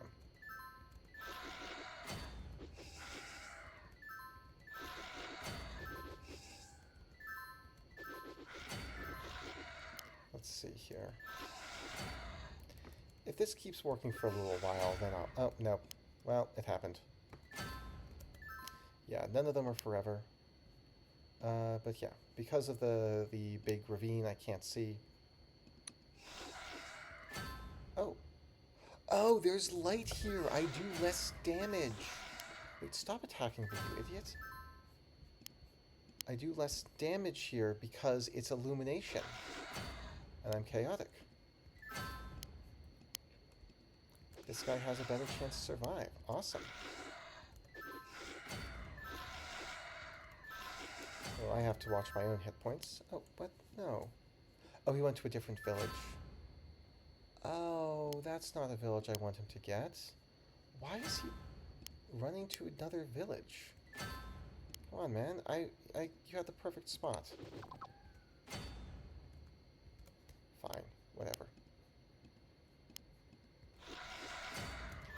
I'll see how far I can get. And that's how far I can get.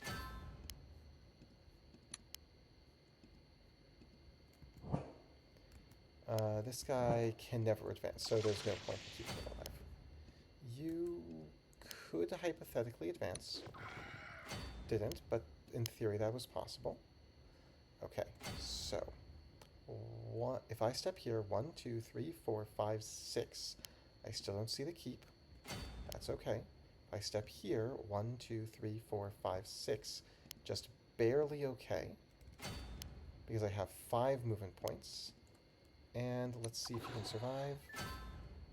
Nice. Let's see if you can do it again. Nope. I made it here. Oh. Some more gold. That makes the biggest difference right now. So I believe if I were to step here, 1, 2, 3, 4, 5, 6, yeah. I cannot attack that scorpion without triggering the final fight. So I'm just going to do other stuff. And what's the other stuff? I gotta keep exploring. Oh, well, time to make another attempt. We're gonna try it.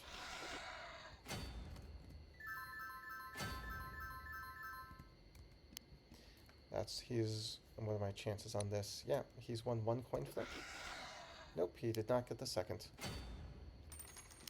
Honestly, I was lucky anyone that made the 5 coin flips.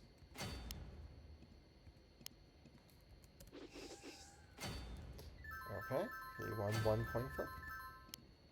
Let's see if you can get a second. He won 2 coin flips. Can he get a third?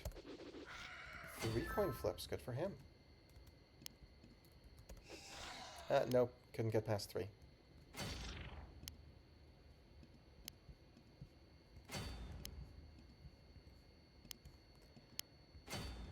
And we're gonna go here. The rat can never level up, so I might as well just go here. Picked up a key, opened a coffin. What's this? Found a skeleton. Must have once been a mage. Do something else first. Yeah, put the skeleton in the coffin. Cremated. And I guess that gave me some kind of boost, I think. Anyway, what was the thing? There's something down here I can get to.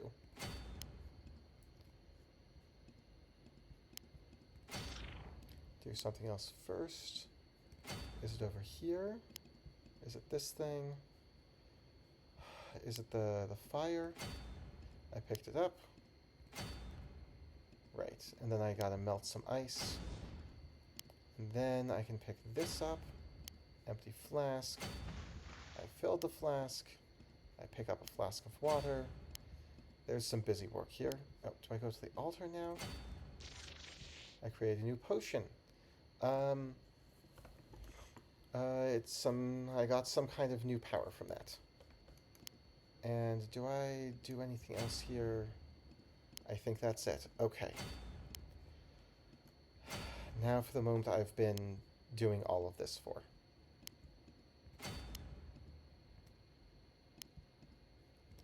So, this is the final fight. There's scenarios after this, but this is the real final fight.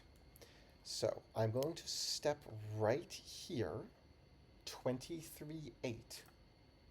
I can now see this, and stuff is visible. And this is Xanthric, a fire dragon. He has a 17-4 fire breath with marksman, which he has 230 hit points. Yeah. And it's not just him. There's dragons. We're going to challenge a dragon. There's these guys. Now, key things to note. First of all, every time I step here... oops. Where do I have to step? Where was it? At most, one rune can be activated. So, where is the... Yeah, there are runes. Oh, there's a rune right here. So I can step here. And every time I step there, I get something. Now, I do not want my Eidolon to die. I will sacrifice my Eidolon if I absolutely have to. But the key thing is, I'm not actually going to be trying to hit the Fire Guardians. They're not really my goal.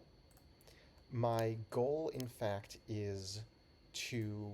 The reason is the Fire Guardians, if there's ever too few of them, they just keep appearing. Like, more of them appear. So my goal is to essentially start building up my forces as best I can, and that means attacking less. Hopefully Xanthric does something stupid, but I cannot count on it.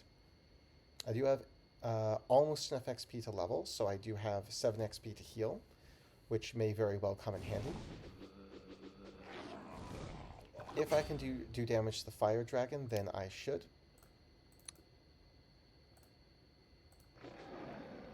Because if he is forced to heal in a village, awesome. Overall, though, step in villages when I can. Every time I step here, I'm going to get more guys. I have no real objective of taking these guys out. There's 1, 2, 3, 4, 5, 6, 7 of them. There won't be any more because that supply is too large. I'm just going to try to stay in healing and last as long as I can. Now, the good news here is that he has to go back to his keep. He counts the leader. So, after this move here, and I am going to take this guy out, or try to, he is forced to retreat. So I actually can do a bit of damage here. I am not going to try attacking him. That's just be a terrible plan. But at the very least, he's not attacking me directly. Yeah, so this guy I will make into a little scuttler, because why not? This bat is still an annoying thing, but I will step here, and I'll step back where there's healing. Get you back to where it's safe. Fire Guardians, 1. Yeah, no, there's no point in attacking them. We're literally just here to... that guy got taken out. Just here to build up a supply and hopefully outlast. That's actually pretty good news right there. The reason is he just stepped here, and that severely limits where he can move. Ooh, nearby undead get plus 20% damage. I'd love that.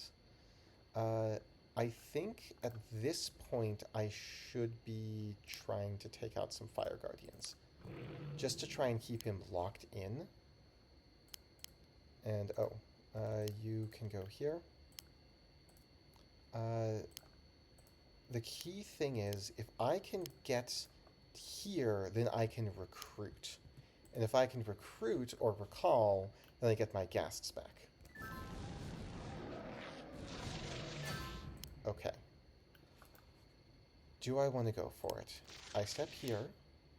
We do this loop here. I think I'm just going to adjacent dead.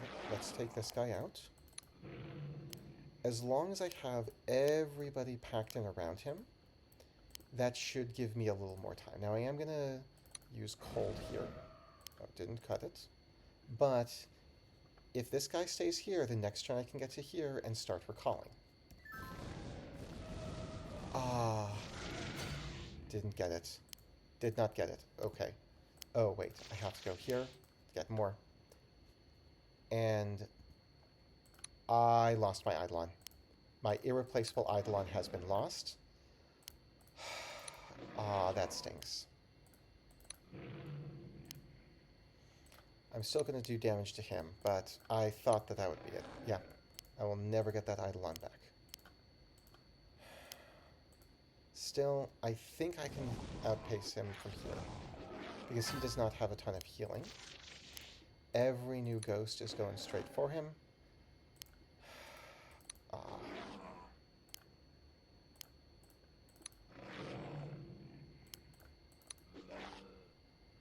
Step here, give the damage boost. Step here, and I'll go back to the village to heal.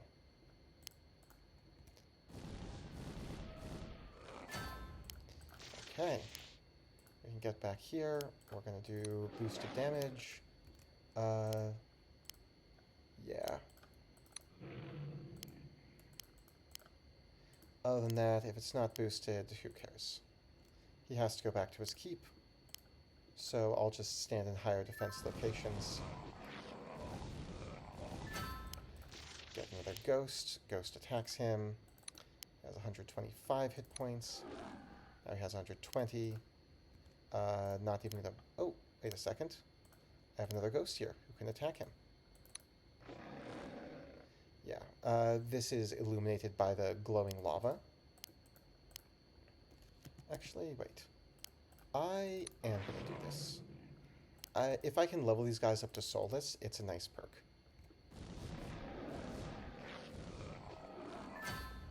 Step back here.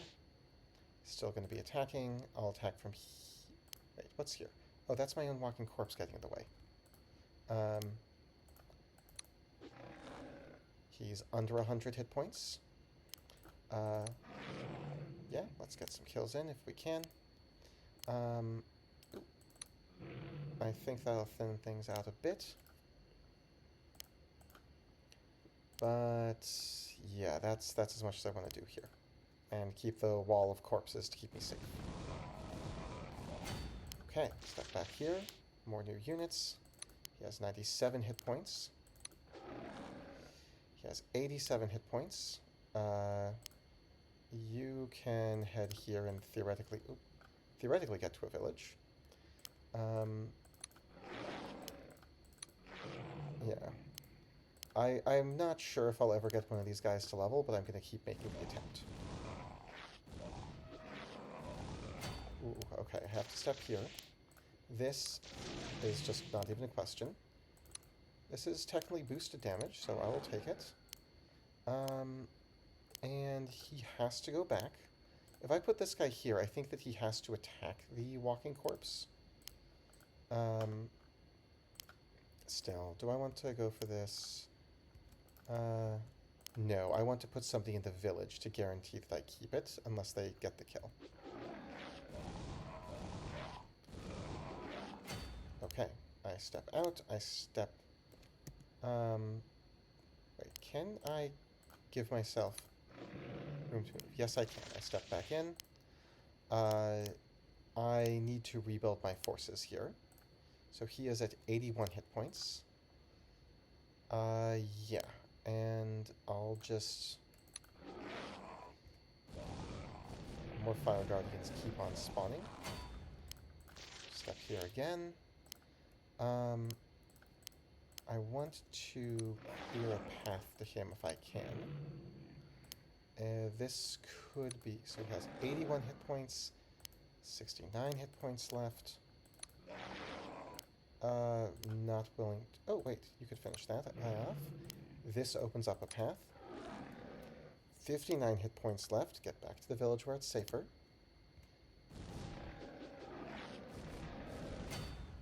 Okay, step back here, get another ghost. He has 53 hit points left. Come on. Come on, get me there. Yeah, so many fire guardians. 43 hit points left. Step back to the village where it's safe. Although, this guy I should take out.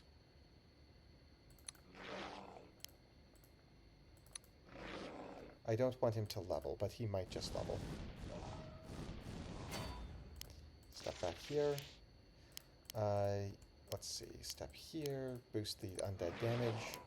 You can become a soulless, which is nice. I can even step here. No, then I won't be able to get back to the village, so I won't. Sure, why not? 27 hit points left. Back to here. One of the fire guardians managed to level up there, which I do not like. Let's see. Can you attack him? If I clear a path, you can. You can get that attack in. 27 hit points still. I'll step back to the village. I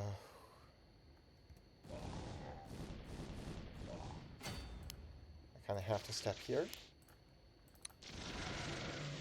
You can take that guy out. You can...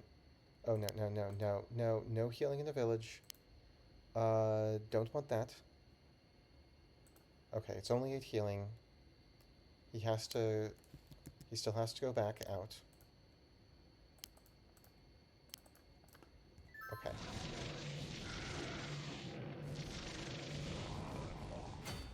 Okay. Back up to 35 hit points, but... No, that's so bad. That's so bad. I can't undo that because of the shroud. That means that I am not getting new units this turn. Okay. I didn't die. He has 20 hit points left. We're gonna get back here, get back to the village for healing. Okay, 20 hit points left.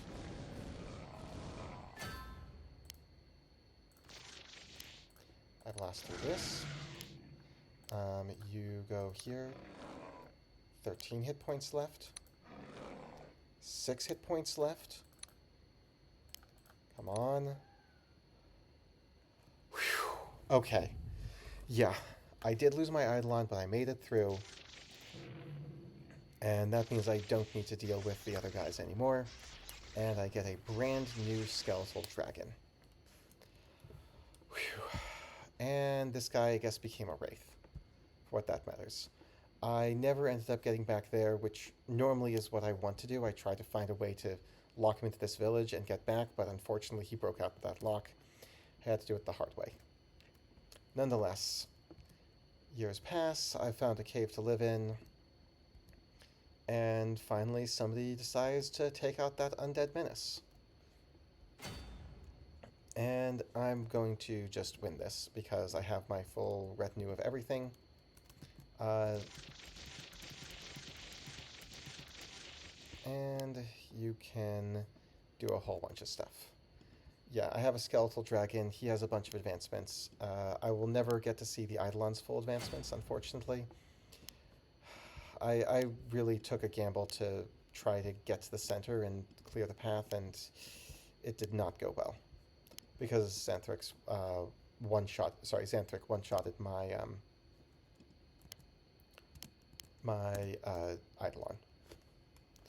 In any case, I just need to win. Essentially, there's this repeating scenario. After you win the first 2 times, you just have to go and get killed. And this should be no problem at all.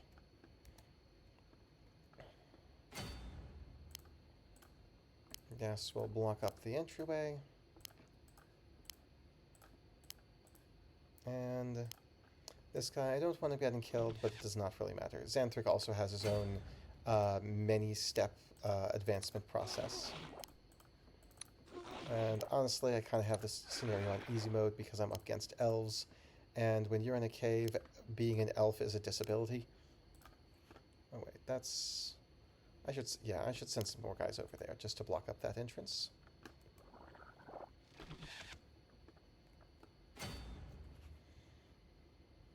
Oh, yeah, we can go here. You don't need to have a way to get to that spot.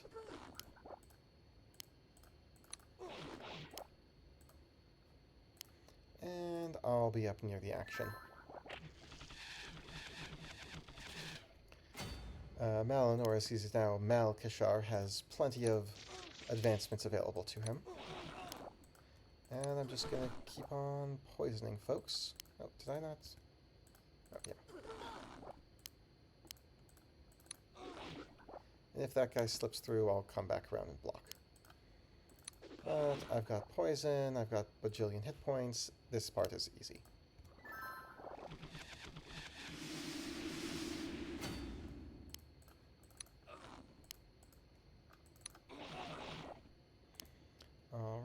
Alright, we got here. We got here, and just so he doesn't slip through, I'll get that spot. You can get this location. And cool. Who do I have left? Oh, I forgot about one of them. Alright. Oops, not there. Just get here.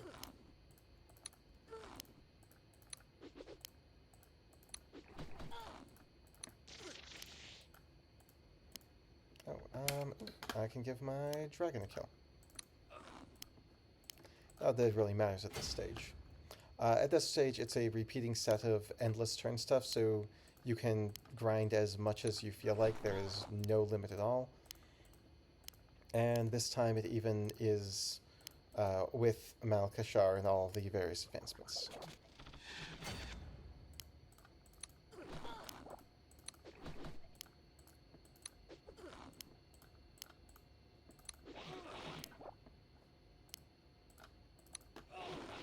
There's the foolish hero leading them. And I should be done in a turn or two. Does this end it? Not quite. Does this end it? Yeah, there we go. Okay. So once again, I keep reading the book and so on. Basically, I'm talking about how to live forever, but hey. Another hero, he has higher golden income, but it really does not matter. Yeah, I'll just... Oh, right, I think there's something about these, I forget what. By the way, there is a bonus scenario. If you go over here with Malkashar and kill a squid that comes out, there's a teeny tiny chance you get to a special bonus scenario. But that's not necessary to complete it. Once again, I have to defeat this hero. It won't be too much trouble. Eventually, you start having to face two heroes at once, one on each side. And we're going to go here. It's the same thing as last scenario. Congratulations, you're immortal. Have fun continuing to do this forever. But don't worry, the next scenario is actually the last one. You can repeat this an unlimited number of times, I think, or at least some massive number, like at least 10. But the important thing is that I will... Oh, there we go, got the poison. And go here, and let's start poisoning the mage. And who's left? You can start coming forward. It's safe for you. Okay, hold on. I don't want you getting in, so I'll just take away your opportunity for advancement. And slipping onward however I can get forward. Okay. Ooh, this is a chance to get a kill. Didn't get it? Oh well. No big deal.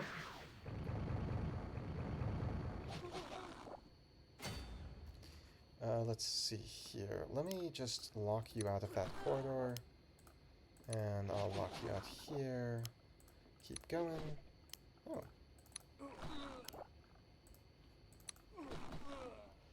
Alright, moving on.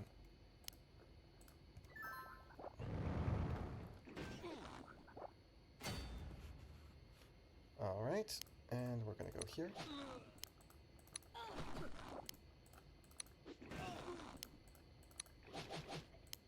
Oh, okay.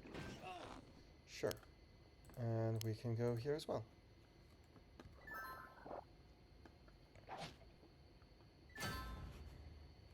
Alright. So, just an amusing thing. All scenarios, I have 7 recruits. Yeah, and we're gonna go here.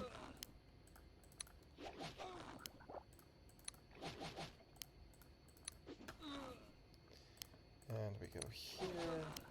And let's get right up to their leader.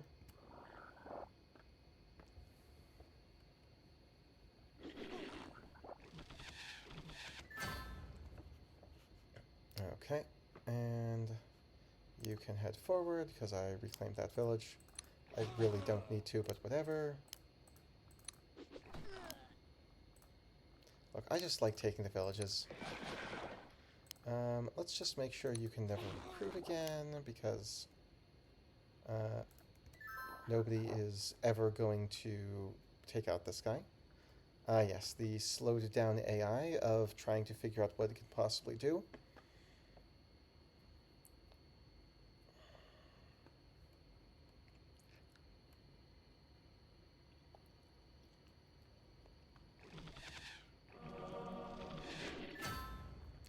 Okay, there we go. Just rush forward and attack.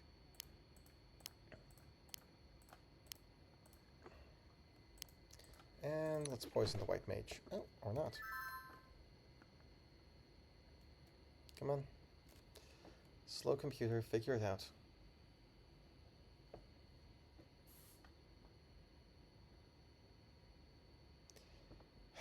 It'll get there. Eventually.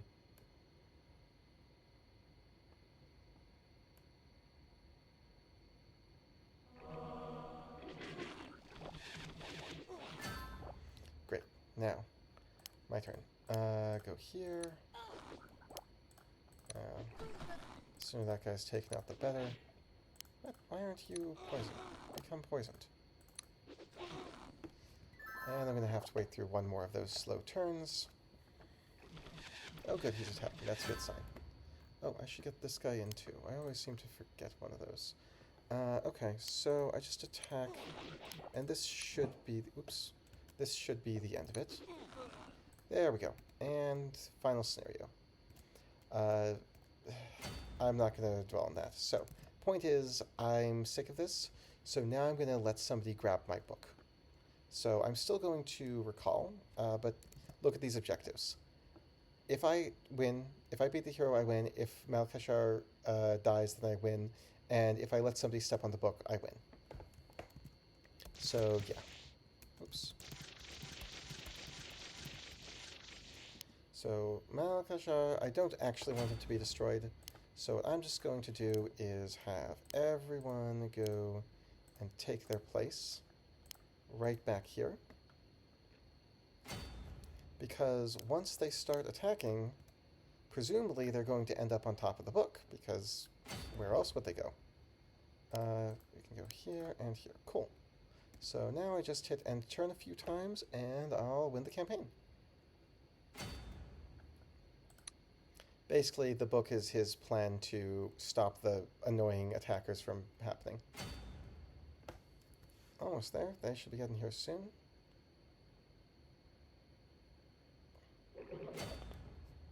And, oh, I guess he can go over here and stay safe.